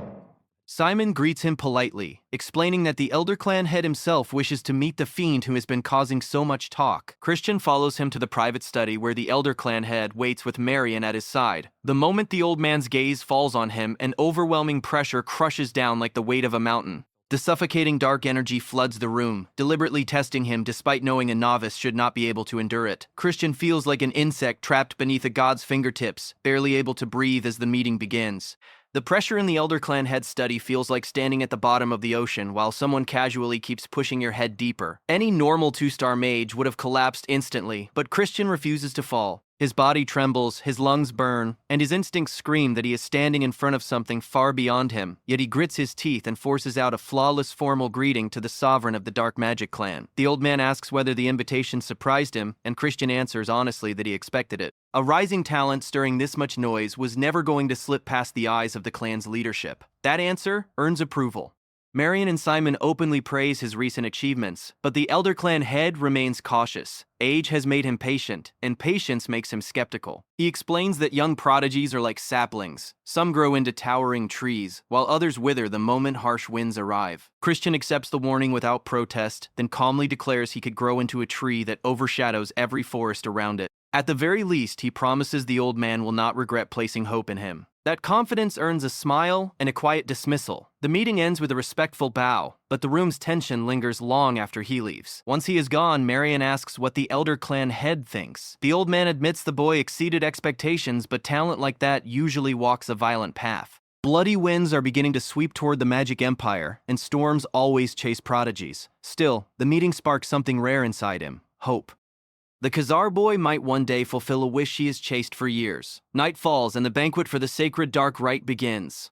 Christian arrives dressed like royalty, instantly becoming the center of whispers. The gossip spreads fast. Some nobles speculate his meeting with the clan head means he is some kind of favorite. Instead of feeling insulted, Christian treats the rumors like compliments. Nuri happily encourages his ego, which does absolutely nothing to help the situation. Christian's first goal at the banquet is painfully simple: alcohol. After weeks of forced sobriety, he finally expects real drinks, only to discover the servers strictly enforce underage rules. Apparently killing monsters is fine, but drinking is where the line gets drawn. Instead of alcohol, he is handed ginger ale again, and the disappointment hits like betrayal. The room's attention suddenly shifts as the next wave of guests enters. 4 elite heirs of the clan step into the hall, wrapped in wealth and authority. The second young lord, Essie Diron, leads the group, followed by the first young lady, Julianne Diron, the second young lady, Jupen Diron, and the third young lord, Misak de Baron. The absence of the first young lord disappoints some hidden factions, but Christian is focused on Eshid. This is the man who tried to destroy him through schemes and lies. He expects a confrontation, maybe a subtle insult, maybe a threat. Instead, Eshid walks straight past him without even acknowledging his existence. The deliberate indifference hits harder than any insult. Being ignored like a bug confirms Christian's suspicions. Eshid sees him as beneath notice. Julianne passes by next, and Christian's gaze lingers longer than expected. Marion warned him about her, but he senses nothing obvious. For now, she remains an unanswered question. He decides he has gathered enough information for one night and prepares to leave for his room. Before he can escape, a butler intercepts him and introduces himself as Four, a summoner working for young Master Lewin. The name alone sours the mood. Four implies that someone unworthy has snuck into the sacred dark rite and might embarrass the clan. He does not even bother hiding who he is targeting. When Christian confronts him, the man does not deny it. Standing on a balcony behind him is his master, silently watching the confrontation unfold like entertainment. Christian finds the tactic pathetic. If someone wants to start trouble, they should do it themselves instead of hiding behind servants. Still, he decides to have fun with this summoner. Without drawing a weapon, he invites Four to demonstrate his summoning tricks. The rising tension pulls the attention of nearby nobles, and even Julianne watches with an odd smile. Seconds later, the banquet erupts in shock. Four is on his knees, desperately trying to protect himself from a swarm of evil spirits, while Christian lounges casually on one of them like a chair and uses 2 more as servants. The crowd is stunned. They have never seen anyone treat summoned spirits like obedient furniture. The fight started because Four summoned his spirits first, but the moment instantly becomes Christian's show. Instead of ripping Christian apart, the summoned spirits instantly turned on their own master with a single casual gesture from him. The switch happened so fast it looked illegal, like he entered a cheat code into reality. He even sensed Lowen's interference from the balcony, but it barely mattered. The curly-haired heir looked seconds away from combusting out of pure embarrassment. Watching his own servant get folded in public was not the image a future clan leader wanted. Christian couldn't help thinking this clown should have just challenged him directly instead of hiding behind servants. Lewin shamelessly claimed the attack had nothing to do with him. The lie landed with the grace of a brick. His servant was literally begging for help on the floor. While the young master watched from above, Christian decided the circus was boring now and made his exit. He would see these idiots tomorrow at the sacred dark rite anyway. If Lewin wanted attention so badly, he would get a full lesson in manners soon enough. With that promise simmering in the background, the long-awaited day of the ceremony finally arrived. The candidates gathered in tense anticipation.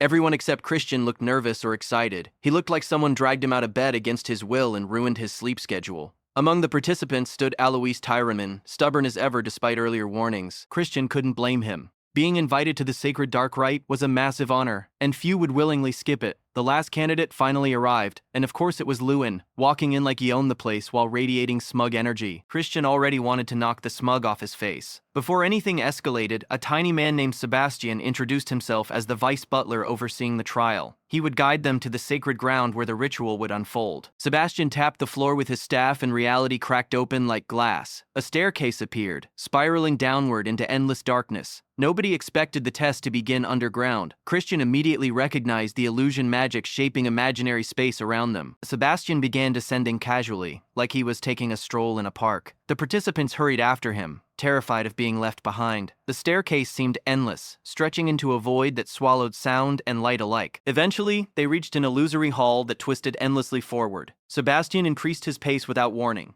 The terrain grew bizarre, forcing them to climb steep slopes and navigate winding paths that drained stamina at terrifying speed. Most candidates quickly approached their limits. Even Lowen, the supposed frontrunner, struggled to keep pace. Meanwhile, Sebastian moved like he could run forever, completely unfazed. Then he casually warned them the ground would not support anyone who lagged behind. Two exhausted candidates instantly fell into nothingness as the floor vanished beneath them. The rest had no time to process the horror. Sebastian accelerated into a full sprint, pushing the survivors into a desperate race for survival. The group shrank rapidly as more fell behind. Lewin glanced back, sneering at the weaklings dropping out. Then he nearly jumped out of his skin when he noticed Christian running comfortably behind him without even sweating. Christian chose that moment to mess with him, mocking his breathing and calling him an all-bark dog. A direct heir raised with endless resources should perform better than this. Watching Lowen pant for air was entertainment. In Christian's eyes, the others were fools destroying their stamina by playing along with the illusion. Running seriously inside imaginary space was peak stupidity. He simply twisted a spell, making himself nearly untouchable inside this trial. Sebastian noticed immediately. The vice butler recognized the one candidate who understood the true nature of the test. The higher-ups clearly had reason to watch the Khazar heir closely. Eventually, only 4 candidates reached the end. 3 collapsed, gasping desperately for air, while Christian stood relaxed, like he had just taken a walk. Alois stared at him in disbelief, unable to understand how he looked untouched. Christian casually advised him to train harder, purely to mess with him. Before Alois could respond, a dancing light appeared, accompanied by a chilling feminine voice that demanded their attention. The light formed into a woman named Ryu, the manager of the sacred ground. She explained they stood in a place filled with the purest darkness, the sacred darkness once claimed by the progenitor of the clan. With a wave of her hand, glowing pathways appeared across the floor. There was not enough darkness to share equally, so each candidate would take a separate route and fight demon beasts to prove their worth. The rules were simple. Whoever reached the end first would claim the ultimate prize. Conflicts between competitors were discouraged but not forbidden, and wasting time fighting each other would only benefit the remaining rivals. Ryu's final advice is simple and chilling. Focus on your own survival. After counting down from 5, she wishes them luck and signals the start. Sebastian immediately tries to start a betting pool involving blood juice, but Ryu disappears without interest, leaving the vice butler visibly offended. Lowen soon encounters his first obstacle, a pack of flame-spitting 4-eyed wolves. The creatures howl and charge without hesitation. He coats his hands in dark energy and dives straight into the fight, executing a rapid sequence of precise strikes that target each beast's fatal point. Within seconds, every wolf collapses. Lowen accurately judges them as low-rank 2-star creatures, barely worth his time. Against an upper 2-star fiend, they are nothing more than cannon fodder. His confidence grows as he imagines Christian struggling somewhere deeper in the maze. Unknown to the others, Lowen secretly bribed a mage to stack Christian's path with stronger demon beasts. The plan is perfect. Any death during the sacred dark rite counts as an unfortunate accident. If Christian dies here, no one can blame Lowen directly. Minutes later, Lowen reaches the sacred door and celebrates prematurely. He believes victory is guaranteed. What he does not notice is Christian casually waiting nearby, bored from standing there so long.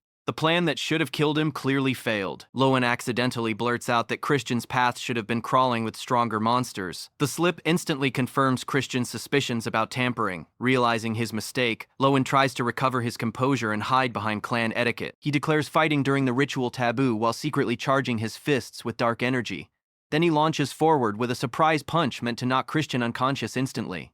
Christian simply leans back, letting the attack slice through empty air. Watching carefully, Christian studies Lun's combat art. It is a technique that detonates concentrated magic at close range and can snap joints with brutal efficiency. Lun follows up with a rapid barrage of punches, pushing his speed to the limit. Christian dodges every strike, moving like a ghost. Eventually, he deliberately leaves an opening. Lun takes the bait immediately, convinced victory is within reach. The trap closes the moment he steps forward. Christian grabs his arm and twists his momentum against him, locking him in place. Calmly, he advises Lowen to suppress his screaming because the next few minutes will be agony. The pressure increases slowly until joints snap with a sickening echo. Lowen's scream fills the sacred ground as the fight ends decisively. Hours later, Alois finally arrives, exhausted from endless waves of monsters. He is shocked to see Christian casually waiting near the door while the other survivors lie unconscious nearby. Christian greets him with irritation for taking so long and offers him a choice: faint voluntarily or receive assistance. Alois gathers dark energy, determined to fight. Unfortunately, the gap between them is insurmountable. Christian leaves the defeated candidates behind. In 5 years, a massive war will erupt, and he intends to control the Dark Magic clan before then. Sharing sacred darkness with rivals is not an option. Greed is necessary for survival. At last, he approaches the prize, the globe of pure sacred darkness. Legends claim the Elder Clan head absorbed 80% in his youth and became one of the strongest beings alive. The clan progenitor absorbed over 90% and rose as a demon king. Christian intends to surpass both. When his palm touches the globe, darkness floods his veins like liquid night. Outside the chamber, clan elders panic as news spreads that every candidate has been defeated, including Lowen. Accusations fly immediately. Many suspect Christian used forbidden tricks and demand investigation. Before chaos spirals further, the second young lady Jupin steps forward to speak. Jupin steps forward with cold certainty and declares that the cheating bastard could never survive inside the sacred ground anyway. 2 entire days have passed without a single sign of him, which in her mind means the outcome is obvious. Nobody believes Christian could continuously absorb sacred darkness for that long. Even the Elder Clan head hit a ceiling in his prime. To them, the idea that Christian might surpass that limit sounds ridiculous, almost insulting to history itself. In their eyes, the sacred ground has already consumed him, leaving nothing behind but erased existence. Behind that calm statement, however, Jupin is burning with rage. Her fury has nothing to do with logic and everything to do with politics. If Christian somehow survives, she plans to kill him herself. When her father died fighting the Alliance, she and Lowen were adopted by their uncle, Viscount Langham. Their footing in the clan was already unstable before this ceremony. Now that Lowen failed to secure sacred darkness, their position is crumbling even faster. Without power, no one will support her brother as a successor candidate. Christian didn't just win, he humiliated them. That humiliation demands blood. Across the estate, rumors spread like wildfire. Servants whisper that the so-called good-for-nothing bastard has already died in the sacred grounds. Some claim greed was his downfall, others say he simply didn't know his place. The consensus is cruel and unanimous. Christian is gone. The gossip only gets worse when they notice Marie still waiting outside the sacred grounds without rest. The servants joke that his ghost will soon reunite with his ghostly maid. Marie nearly decapitates one of them for that joke. Her blade stops just short of flesh, and the entire room freezes. She threatens to turn anyone who speaks another word into ghost puppets. Beneath the terrifying aura, the truth is simple and painfully human. She just wants to see her master again. Waiting like this is torture, and the uncertainty gnaws at her. Meanwhile, the man everyone assumes is dead is floating in an endless void of suffocating darkness. The sacred ground has swallowed him whole, and the pressure is crushing. He has reached 70% absorption. The process is far more brutal than he expected, but stopping now would make everything meaningless. The real challenge begins at 90%, the threshold that broke legends before him. He cannot exceed his limit recklessly, or his core will shatter. Dying here would erase the future he is trying to rewrite. He needs an edge, and he finds one in a memory. Dragons possess the largest natural containers of power in existence. In his previous life, he learned how to mimic the structure of a dragon's heart for brief moments. That memory becomes his lifeline. Slowly, painfully, he begins reshaping his own heart to imitate the mythical organ. The moment the transformation stabilizes, the absorption rate skyrockets. Darkness floods into him faster than ever before. Minutes stretch into eternity as he approaches his absolute limit. Just when the strain threatens to break him, a familiar voice appears. Mufina manifests before him, her presence calm and impossibly composed. A high-ranking demon forming a body inside this space should be impossible, yet she explains it casually. Darkness is the essence of demon power. Creating a body from pure darkness is effortless for her.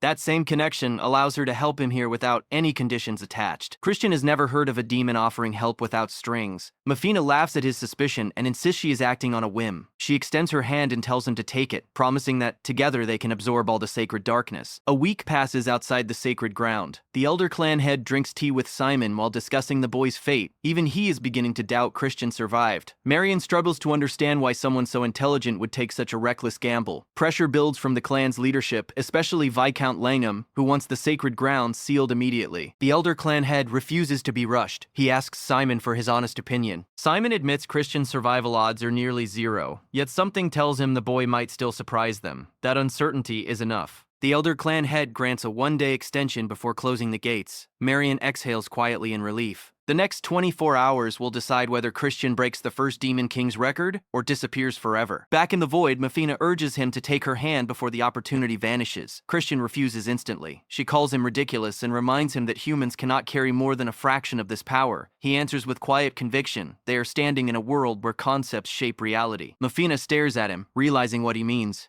Demonization, the forbidden peak of mystic magic, where a mortal becomes a demon for a brief moment and unleashes terrifying strength at the cost of their life. Someone once died using that spell. Christian remembers that sacrifice clearly, but he isn't copying the spell. He is dissecting it. If he removes the parts that amplify dark energy and reshapes the concept itself, he can turn the world into a vessel instead of his body. Step by step, the impossible begins to work. Using the conceptual vessel he created, Christian pushes past the 90% threshold and drags every remaining strand of sacred darkness into himself. Mafina watches in stunned silence as a black crescent begins to form, a symbol of power twisting around a human who should have shattered long ago. To her, he is still an insect in a vast universe, yet he is abandoning the limits of flesh with terrifying ease. She cannot stop wondering what kind of existence is hiding beneath that human skin. Christian glances toward her and calmly reminds the demon that he is a genius. She might be trapped in this place forever, but he has no intention of staying. As he walks away, Mafina calls after him and promises they will meet again someday. The words echo like an unwelcome prophecy, and Christian finds them irritating rather than comforting. Behind him, the demon begins laughing, a harsh sound that rattles through the void. He thinks they must be insane if they expect him to willingly return to a place like this. Ignoring the laughter, he focuses on leaving and starts estimating how long he has been trapped inside. By his guess, nearly a week has passed. The main family must be in chaos searching for him. A small smirk appears as he decides the timing is perfect for a prank. He removes his mask and steps out of the realm. Moments later, he appears before Viscount Lamb and Macfield. The announcement spreads instantly. Christian has returned alive. Shock ripples through the gathered crowd. This Korea, its kind of demands details in a low, commanding voice. The explanation presented paints a pitiful picture. Christian barely survived, clinging to life by a thread, and is now completely exhausted. A healer senses pure dark energy inside him, but the energy is chaotic and unstable. Everyone concludes he must have failed to control it properly. They assume there is no way he absorbed more than 80%. In their eyes, the clan's sacred resource has been wasted by his greed. Voices suggest punishment. Langham dismisses the gathering with a flick of his hand and ends the meeting. Alone with Macfield, he asks whether the reports are accurate. Macfield confirms that Christian's core looked unstable.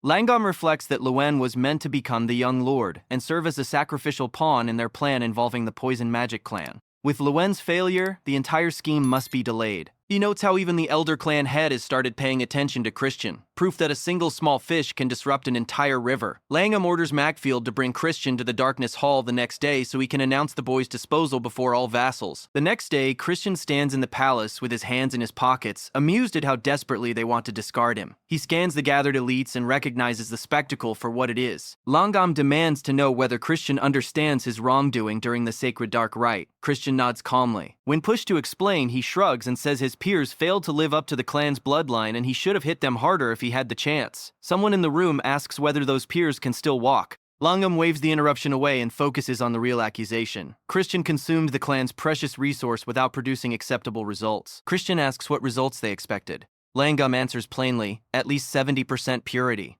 Christian wonders aloud what punishment awaits if he failed to reach that threshold. Langham lays out the consequences. Christian will be denied dark magic techniques, banned from the main house, and stripped of any chance to inherit Count Khazar's domain. Christian asks how they intend to judge the results when even the clan head seems unsure how to measure them. Esid steps in smoothly and proposes a solution. Even if Christian's core is unstable, a dark energy clash can reveal the truth. Loin absorbed 70% of the sacred darkness. If Christian defeats him, it proves his results surpassed expectations. Everyone knows how brutal such a clash can be. When energies collide, the one with higher purity crushes the other and can destroy the loser's core. Christian realizes Esid is even more cunning than expected, but accepts the challenge. He demands that if he proves himself, the clan must support his candidacy for the young lord trial. Esid agrees, declaring that strength alone determines worth in the magic empire. The hall erupts in shocked whispers. Esid adds one last detail. He will limit himself to beginner 2-star dark energy, though purity will decide the outcome. Christian and Esid soon stand facing each other, the atmosphere tightening as the crowd senses the weight of what is about to happen. Christian flashes a small grin and casually tells Esid not to bother holding back. If anything, he should worry about protecting his own precious core. Esid looks amused, clearly curious about what Christian's dark energy will actually feel like. Once the clash begins, the duel starts instantly, dark energy surging between them like opposing tides. Power pushes and pulls as they unleash techniques back and forth, the hall vibrating under the strain. Esid's expression shifts when he realizes Christian is redirecting his attacks without even building up his own energy first. That detail unsettles him. He considers raising his output to expert 2-star level, already dissatisfied with what he has seen. Annoyed, Esid questions Christian's earlier confidence and wonders if this is really all he has. Someone nearby warns Esid that using 4-star dark energy could destroy Christian's core entirely.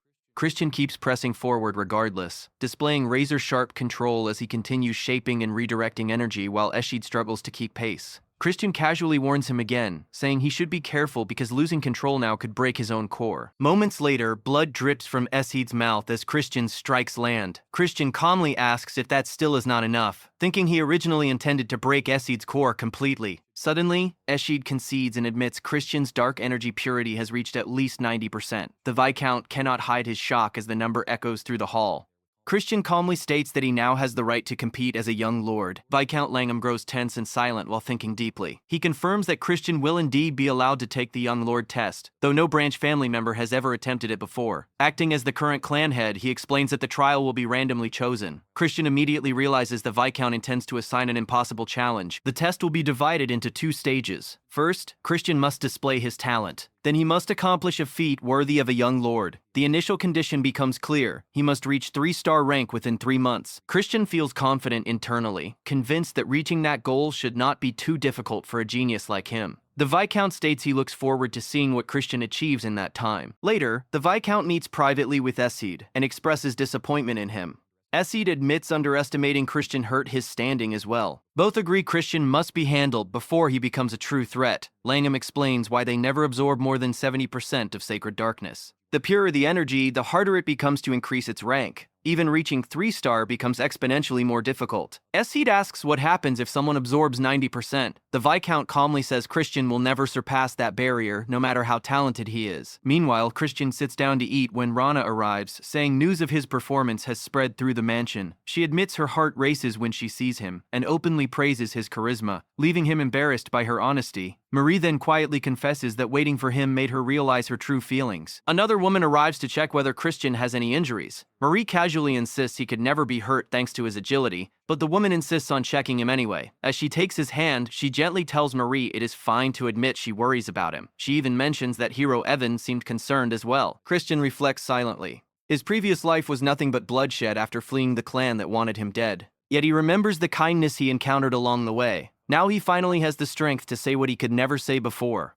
He thanks Marie sincerely for waiting and for her patience. She is confused at first until he repeats his gratitude, making her heart race. He jokes that she does not have a heart, and she replies that he stole it. He suggests rewarding her by taking a walk together. She is stunned and asks if he means it. He confirms calmly. As they walk outside, he admits reaching 3 stars within 3 months will be a tight challenge. Even with tutors, managing 90% pure dark energy alone is nearly impossible. Marie responds playfully, pointing out that he still looks eager to stir up trouble everywhere he goes. Before Christian can reply, his aunt arrives and he immediately greets her respectfully. She observes that wandering around the garden carefree may not be the wisest choice right now, and asks if he has found a proper teacher to guide his training. Christian casually suggests she could take the role herself, but she declines without hesitation. He jokes that she raised his hopes for nothing, yet she simply tells him to follow her. Before leaving, he apologizes to Marie and promises they will meet again at dinner. She quietly accepts while watching him leave. As they walk together, Christian admits he has no idea who she intends to introduce as his teacher, but he thanks her anyway for considering him. She replies that gratitude may be premature, and that he will understand soon enough. The teacher is not gentle, and none of her siblings endured his lessons. Still, she urges him to give his best, because this opportunity will never come again. Soon they notice a small child nearby. Christian comments that the boy appears lost, and gently asks where his parents are while ruffling his hair. A sudden realization hits him like a shockwave. His aunt reminds him to show proper manners and greet first. Christian nods and understands instantly that the child is actually the incarnation of the clan head. He bows respectfully, sensing overwhelming power radiating from the boy. The energy feels around 90%.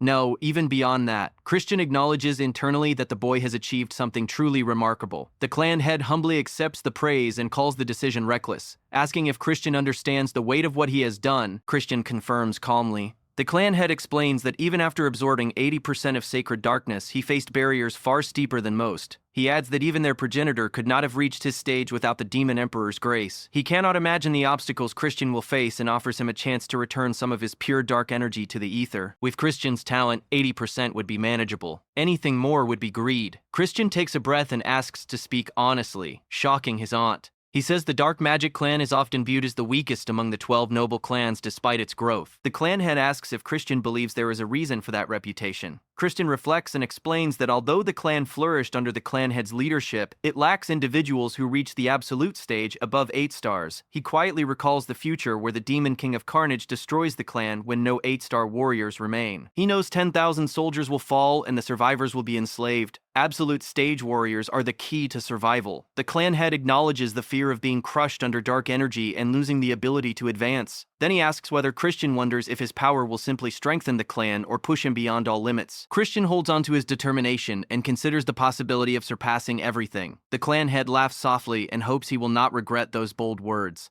In the next instant, Christian finds himself standing inside a dense forest. The first step to inheriting pure dark energy is survival. Danger creeps through the trees as he scans the surroundings carefully. Elsewhere, his aunt watches and realizes the harsh trial has begun again. She worries that throwing a 2-star child into a den of 4-star monsters is reckless. The clan head calmly replies that facing one monster would not be enough. Christian senses movement and wonders if it is a rock lizard. His aunt quietly hopes he will not suffer too much. The clan head explains that understanding pure dark energy comes fastest when one stands at the edge of death. If you're enjoying the story so far, drop a comment with your favorite moment and subscribe for the next chapters, because things are only getting more brutal from here. The clan head casually checks in with Marion and asks if she prepared everything. She brings out the sweets she made and hands them over. His face lights up instantly, admitting he always craves sweets after using dark energy. Relaxed and content, he settles in to watch a movie, remarking how everything feels better in the dark. With snacks ready, he prepares to watch his grandson's training unfold. Back in the forest, Christian comes face to face with the monsters waiting for him. Standing before him are a rock lizard and a twin-headed bear, immediately throwing him into the thick of the survival trial. Annoyance creeps in as he realizes one clean hit could shatter his bones. Suddenly, the rock lizard spits poison, and the sight alone reminds him that even a single mistake could kill him. Despite the danger, he steadies himself. This is still a training assignment, and the clan head would not throw him here without purpose. The clan head responds to the unspoken question, revealing there is no clear solution. Christian realizes he must figure it out himself against monsters far stronger than him. Marion gently clarifies the truth. The clan head simply wants to watch how he handles pain. Christian exhales and accepts the reality. This will be just another obstacle to overcome. As the battle begins, he notices the monster's speed and overwhelming strength, but he believes there must be a method to defeat them. The twin-headed bear charges first, forcing him to react quickly while the observers note his movements are unlike other trainees. Moments later, Christian slams the bear into the ground and pins it beneath him. The clan head and Marion freeze in surprise. Curious, the clan head asks how he managed it. Christian explains the beast's brute strength and defense are impressive, but its speed and low magic resistance revealed its weakness. He seized the opportunity and injected dark magic directly into its heart. Ashed observes and wonders if the technique resembles Dark Death, a move the clan head often uses. Christian then turns his attention to the rock lizard. The creature charges while spitting poison. He quickly deduces it has 3 stone hearts, meaning it will keep reviving unless all are destroyed simultaneously. Realizing brute force will not work, he shifts tactics immediately. Now Christian moves in and shatters one heart with ease, impressing the observers. Ashid becomes convinced the technique resembles Dark Death, and asks the clan head if that is true. The clan head cannot see clearly and tells him to step aside. He then asks Marion if she taught Christian this technique. She calmly denies it, and the clan head notes it is not something easily learned. Soon the clan head announces the task is complete. Christian arrives before him, catching his breath. The clan head praises his performance, admitting it exceeded expectations. Christian thanks him and says the experience helped him understand how to apply dark magic independently. The clan head warns him not to become overconfident and declares it is time for real training to begin. He gestures for the others to leave. Marion and Ashid quietly exit, leaving Christian alone with the clan head. Before the lesson begins, the clan head asks what magic truly is. Christian answers that it is controlling the enemy using perfect darkness. The clan head presses further, asking what perfect darkness actually means. The clan head instructs him to pay close attention. Unlocking the seal is where darkness truly lies, and he must descend step by step. 12 abysses await below. The clan head begins chanting a spell, calling upon the Crow of Wisdom to swallow its master in darkness. As the chant finishes, dark energy forms before him. Christian watches as black light flickers around the spell. Suddenly he feels a sharp slice across his neck. His body remains unharmed, yet the sensation is painfully real. The clan head calmly explains that this is a conceptual blade, the black sword formed by dark magic. It cuts only what it chooses to cut. The clan head gives Christian 1 month to train and refine the black sword. With that, he turns and walks away, leaving Christian stunned and alone with the weight of his new training. Christian throws himself into training immediately, pushing his body until exhaustion creeps in. Eventually, he slips off his shirt, glancing down at himself and noting he should probably put on some weight. He drops to the floor and wonders if he should squeeze in one more round of training before stopping, unable to resist the urge to keep pushing forward. Soon he begins channeling his dark energy again, repeating the process with sharp focus and stubborn persistence. Yet the result frustrates him. No matter how many times he manages to summon the power, maintaining it for more than 10 seconds feels nearly impossible. Worse, it still feels nothing like the clan head's darkness, which radiates an overwhelming absolute void. Despite the struggle, he refuses to quit.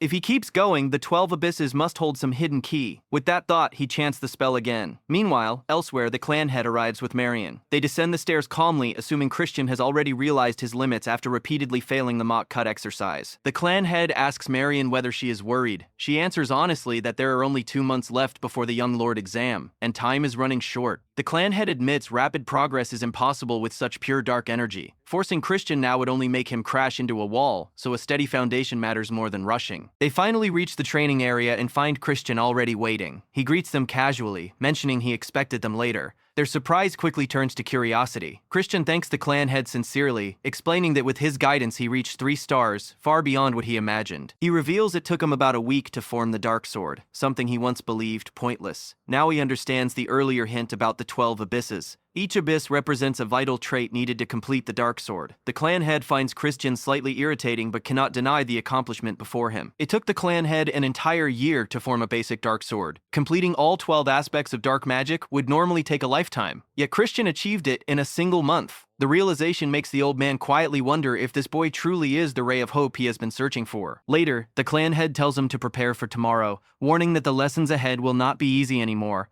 Christian feels excitement instead of fear and accepts the challenge eagerly. Having overcome another barrier, he decides he deserves a small reward before facing the next trial. He heads toward the liquor storage, smiling at the rows of expensive bottles.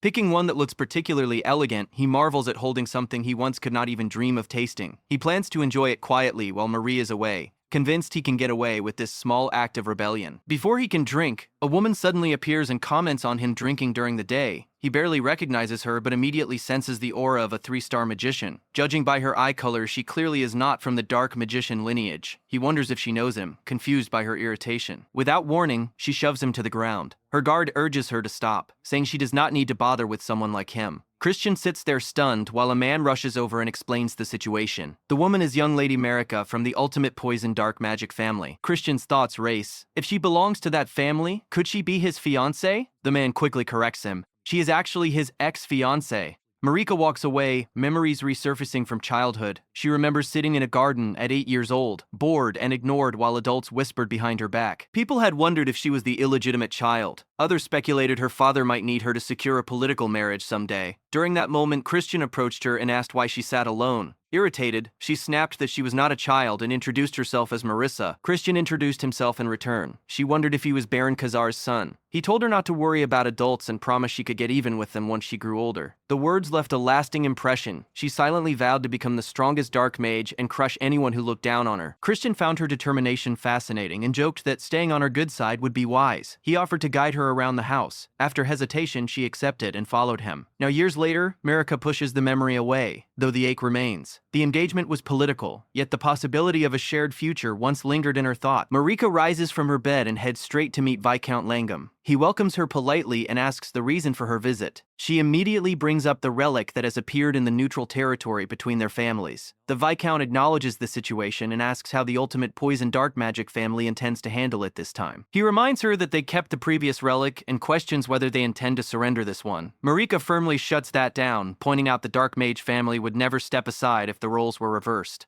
Langham nods, recognizing the fairness in her stance and waiting for her proposed solution. She suggests both families send exploration teams, and whoever finds the relic first keeps it. To prevent escalation, each team must contain no more than 10 dark mages of 3-star rank or below. Langham quickly understands the intention behind this limitation and asks if it is meant to avoid direct conflict. Marika confirms the goal is to prevent heavy losses that would only benefit their enemies. She also mentions instability around the Demon King's castle, implying neither side can afford unnecessary casualties right now. Langham agrees to her conditions, but adds a new clause that immediately makes her wary. If the ultimate poison dark magic family breaks the agreement, the dark mage family will claim both this relic and the previous one. Marika asks what qualifies as breaking the deal. Langham clarifies he means underhanded interference, traps, or sabotage during the expedition, tactics her family is infamous for. She assures him there will be no tricks, and accepts the added condition. Langham asks if she will personally lead the exploration team, and she confirms she will. He remarks that he looks forward to witnessing the power of the famed Myriad Poison Maiden. She promises to be ready on the expedition day. After the meeting, Langham sits down to play chess. As he moves the pieces, he begins plotting how to outmaneuver Marika.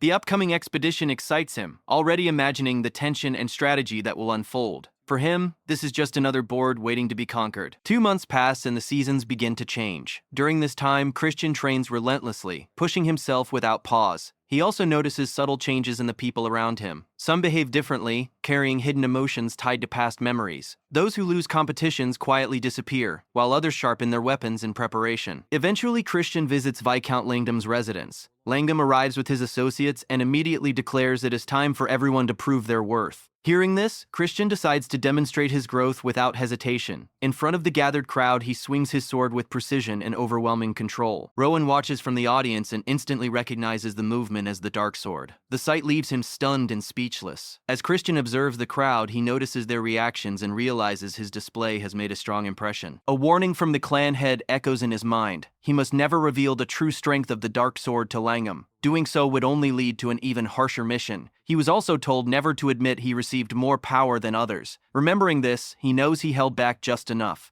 Even so, Langham's shocked expression gives him quiet satisfaction. He has impressed everyone while keeping his real strength hidden. Watching carefully, Langham makes his decision and announces the second test. Agents will be sent to retrieve the relic in the neutral zone. Since the ultimate poison dark magic family is also involved, Christian will be acknowledged as a rightful heir if he contributes successfully. At first, Christian thinks the mission sounds simple enough to handle alone. Before he can finish the thought, Langham assigns him to Princess Juvian's unit. Shock spreads throughout the hall. The mission was originally meant for Rowan, making this assignment an even greater honor. Christian regains composure quickly and accepts the order without hesitation. As he leaves the hall escorted by guards, Rowan turns to his father with concern. He worries Christian might fail again.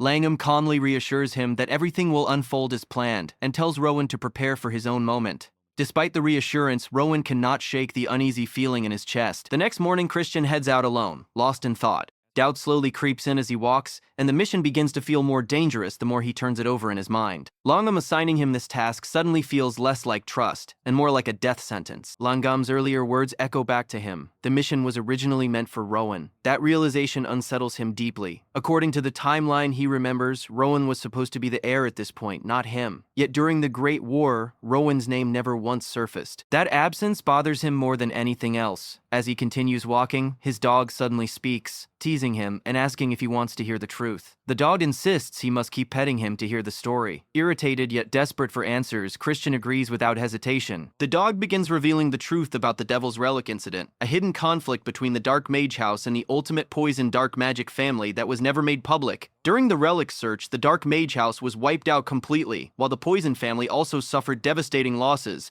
Both sides buried the truth. The dog explains this incident became the seed of a massive disaster. Christian listens in silence, shaken by what he hears, and asks why everything spiraled out of control. The dog continues and reveals the turning point that changed history forever. Nordion was killed by Marquis Longum's son. If that death had not happened, the Demon King of Evil Blood would never have overtaken the Dark Mage family so easily. Because of that single death, the era of destruction arrived far earlier than it should have. Christian freezes as the weight of those words sinks in. If the Dark Mage House was destroyed during this mission in the original timeline, then in this version of history he might be the one meant to die in Rowan's place. The fear hits him harder than expected. He realizes this mission is not a simple test. It is part of a much larger scheme crafted by Marquis Longum. Despite the danger, Christian has no concrete proof yet. So he decides not to act recklessly. He reminds himself that he is only third-level mastery and must move carefully.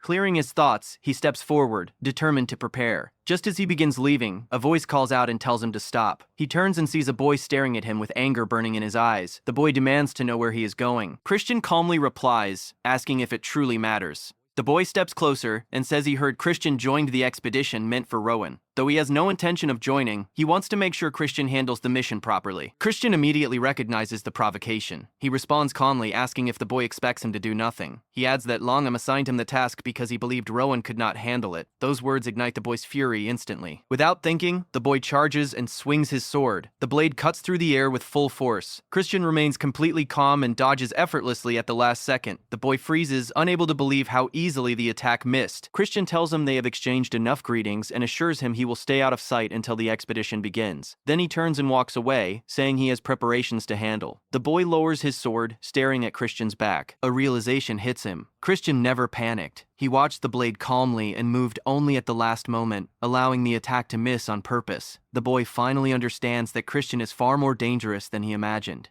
Christian arrives in town where the streets buzz with activity. Shops paint signs, vendors prepare displays, and the smell of food fills the air. He buys food from a stall and eats casually while walking, surprising nearby people with his carefree behavior. The shop owner rushes over, but Christian calmly hands over money and walks away.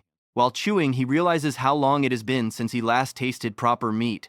For a moment, he wishes he could spend life eating and relaxing. As he walks, he remembers a certain shop nearby. Suddenly, his instincts flare, and he senses someone following him. He wonders if he should shake them off, suspecting they are Longum's underlings. Before he can react, someone grabs him from behind and covers his mouth. His eyes widen in shock as confusion floods his mind. A girl suddenly appears behind Christian and drags him into a narrow side alley, her hand clamped firmly over his mouth as she forces him to stay quiet. Confused and tense, he twists his head, trying to catch even a glimpse of her face while wondering who she is and what she wants from him. After a moment, she finally releases him and calmly explains that someone had been tailing him earlier. According to her, her subordinates already handled the situation, so he no longer needs to worry. Still shaken, Christian raises his voice slightly and questions how anyone is supposed to stay calm after being grabbed like that and dragged away without explanation. He demands to know who she is. The girl responds without hesitation and reveals she is from the Evil King Castle. The words hit him like a sudden shock, freezing his body for a brief second. Before he can react, she continues speaking and explains that ominous signs have begun spreading throughout the castle. She says she is trying to stop what is coming before it spirals out of control. Without wasting time, she tells him they should move and asks if he wants to come with her. Although stunned by the sudden situation, Christian quickly nods and tells her to lead the way without further hesitation. They begin walking with her slightly ahead, guiding the path. After a while, he asks how far they are going. Without turning around, she begins explaining the real situation unfolding behind the scenes. Recently, people from the Evil King Castle have been disappearing without leaving any trace behind. Even the safe zones inside the castle are being destroyed one by one. She explains that the Evil King Castle is a region trapped in constant conflict between three major families, a place ruled by fear from the very beginning. According to her, the heads of these families do not care about life or death. Because of this chaos, she decided she needed help from multiple families to eliminate the criminal forces causing the instability. However, she admits she cannot ask for help without offering something in return. She promises to provide valuable information, something that could calm the storm threatening the Dark Mage family. Christian listens silently, processing every word. Then she reveals something even more shocking. Marquis Langam is secretly working with a high-ranking figure from the ultimate poison dark magic family, and their shared goal is to eliminate Marika, the daughter of that same family. The revelation sends another wave of shock through him. He cannot understand why both his own people and Marika are being targeted. When he asks for her motive, she explains that if the balance of the 27 forces collapses, the ringleaders within the Evil King Castle will grow more aggressive. That chaos could eventually disrupt the balance among the 12 Dark Mage families and lead to a far greater tragedy. She warns him to prepare carefully for the upcoming relic exploration and expresses hope that he will safely become the young lord strong enough to oppose those threatening peace. Christian notices that she even knows about his potential position as a future young lord. He realizes her information network must be extremely powerful. Despite this, he refuses to trust her blindly and asks how he can believe her without proof. If she wants cooperation, she must offer collateral. Frustration flashes across her face. He casually assumes she has nothing to offer and turns to leave. Before he can walk away, she stops him and pulls an item from her clothing. She hands it to him with determination, and his eyes widen in surprise at what he sees. Without saying a word, he turns and walks away, his mind filled with questions. Behind him, the girl watches silently before whispering to herself, wondering why she cannot reveal her true identity to him. A monster-like figure nearby responds that it is for her own safety. If Christian were ever captured and revealed her name, things could become far worse. The girl quietly agrees. The creature tells her they should wait and observe for now, addressing her by name, Idrin. She nods softly and accepts his words. Meanwhile, Christian continues walking while holding the card she gave him. A faint smile appears as he realizes how fortunate he is to receive it at the perfect moment. He examines the card closely and recognizes it as an access card to the Dark Auction House. The underground marketplace is known for trading smuggled relics and rare creatures. These cards are only issued to verified nobles or the extremely wealthy. Memories surface as he recalls how difficult it used to be entering such places in the past. As he studies the card, he notices the name Leah Diolfman printed on it, a name he has never heard before. His thoughts drift back to Idrin's warning about Longam's connection to the ultimate poison dark magic family. He reminds himself it is too early to trust her completely. Choosing caution, he decides to prepare carefully. Upon arriving at the auction building, he approaches the counter and asks to send a message pigeon. The worker quickly hands him the tools. Christian writes down the name, attaches the note, and releases the bird into the sky. He watches the pigeon fly away and quietly tells himself the first step is complete. Taking a deep breath, he wonders if it is finally time to meet that person. When he enters the building, a man immediately blocks his path and warns him to leave. Christian calmly raises his hand and shows the access card. The man's expression changes instantly, shock replacing his hostility as he begins apologizing profusely. Christian quickly learns that the card he holds is not just any pass, it is a VIP card. The staff immediately change their tone, greeting him with clear respect the moment they recognize its status. As he steps into the main hall, he notices crowds already gathered inside. Not long after entering, a man approaches him with a puzzled expression and asks if he is Leah de Bolfman. Christian calmly answers that for today he is. He follows up by asking if there is any problem. The man studies him, suspicious of the deep voice. Despite his doubts, the man replies that there is no issue. Christian wastes no time and asks to be taken directly to the branch manager. When the man hesitates, Christian sharpens his tone and repeats the request firmly, reminding him to hurry. The message lands immediately. They soon arrive in a quiet room, where Christian is invited to sit. The man still looks uncertain, but promises to bring the branch manager, and leaves quickly. While waiting, Christian scans the room and quietly admires the surroundings, noting the obvious wealth and status. Every detail reflects luxury, exactly what he expected from the Rudolph Merchant Group. He recalls that this group works closely with the Union Deer Merchant Group and has enough influence to run a secret black market. Their power stretches across nearly every distribution route in the empire. If the Rudolph Merchant Group cannot acquire something, no one else can. Soon, the door opens, and a woman enters with calm authority. She introduces herself as Ruvid, branch manager of the auction house and head of the Rudolph Merchant Group, asking what he needs. Without hesitation, Christian demands she bring Ruina. The name catches her off guard instantly. She repeats it with confusion and asks what he means. Christian insists she knows Ruina, the deer merchant owner, and states confidently that Rowena is already here. The claim confuses her further. Christian calmly explains that it must be the artifact's power, and remarks that they will likely see each other often. Suddenly, her disguise begins fading, revealing her real appearance as panic flashes across her face. She demands to know how he discovered the truth. Christian thinks back to his past life, remembering the hardship she once caused him. Silently, he promises she will repay everything someday. He mocks her disguise, accusing her of hiding behind weak camouflage. He laughs and claims the relic failed to hide her large face properly. She gasps in horror and checks her reflection, insisting the relic could not fail. Internally, Christian laughs because he knows he is lying, but he continues teasing her anyway. She snaps back and points out he is not really Leah de Bulfman either. She accuses him of entering a members-only venue using another name and claims he has no right to act superior.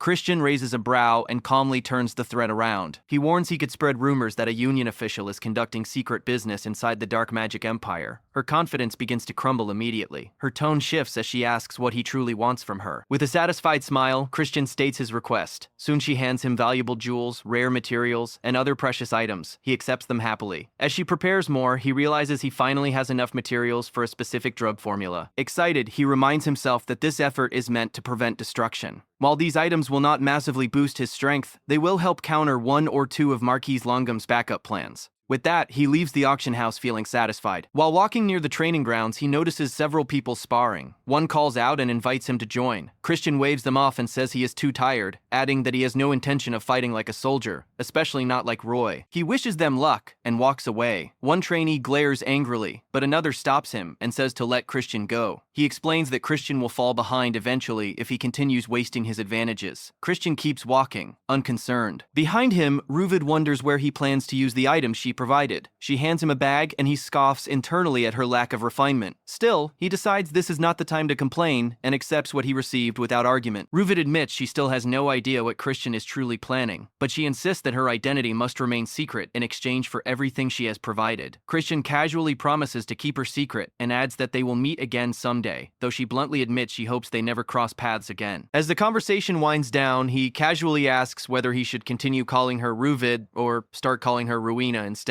The comment makes the air tense, especially as he shifts the conversation towards something far bigger than the auction house. He begins speaking about the growing tension across the continent. Rumors suggest that the Union and the Dark Magic Empire are slowly preparing for war. Noble houses in the capital are pushing harder than ever, and if full war breaks out, trade routes will collapse. Ruvid dismisses the idea at first, saying war is not something to treat like a childish fantasy. Christian challenges her certainty, pointing out how the rumors from the capital are becoming impossible to ignore. Slowly, she falls silent as the reality sinks in. With many nobles pushing for war, she questions why he is telling her all of this. She wonders if he truly expects a simple merchant to stop a war. Christian shrugs and suggests that she could sponsor him instead, claiming he will shape a future where war never happens. The idea confuses her, so he explains further. Any invading force would need to pass through the southern dark magic kingdom where the dark mage family holds power. If he becomes duke and prepares early, the worst outcome can be avoided and her profits remain safe. He asks if she is willing to invest in that future. After a long pause, she studies his eyes and decides the gamble might be worth it. She shakes his hand and agrees, warning that if he breaks his promise, she will abandon him without hesitation. Christian calmly replies that he never repeats himself. As they part ways, he calls her Mr. Moneybags in his head and tells her to stay safe. With that deal secured, he moves on to the next part of his preparation. He reflects that someone powerful from the ultimate poison dark magic family is clearly involved, meaning he needs an antidote ready. It has been a long time since he crafted medicine, and he is not confident the process will go smoothly this time. Memories from his previous life surface.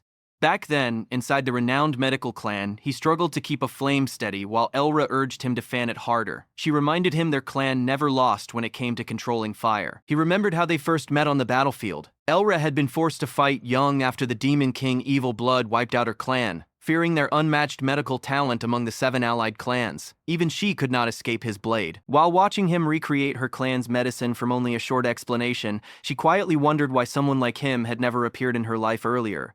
Christian recalled how the once saint-like medical clan was collapsing, their leader already coughing blood. He knew he survived the Demon King's attack only because of her medicine. Despite coughing, Elra forced herself to stand, saying she could not rest while people still suffered in the chaotic world. Christian urged her to focus on recovering. Instead, she handed him a book containing the remaining secret techniques of the medical clan and asked him to accept it. Gripping his hand, she begged him to save those in pain so she could leave the world without regret. He asked if he could call her master. From that moment, Christian became the 27th head of the renowned medical clan and eventually earned the title of saint on the battlefield. Now in the present, he whispers that he will continue honoring her promise. Meanwhile, elsewhere, Maris finally receives a letter from his young lord. He chuckles warmly while remembering how Marion acts when she becomes serious and wonders what kind of person this boy truly is. Opening the letter, he prepares to begin his next move. And right here is where things start getting crazy, because what he reads next changes everything. If you're hyped for what happens next, drop a comment saying part 2 so we can continue the story.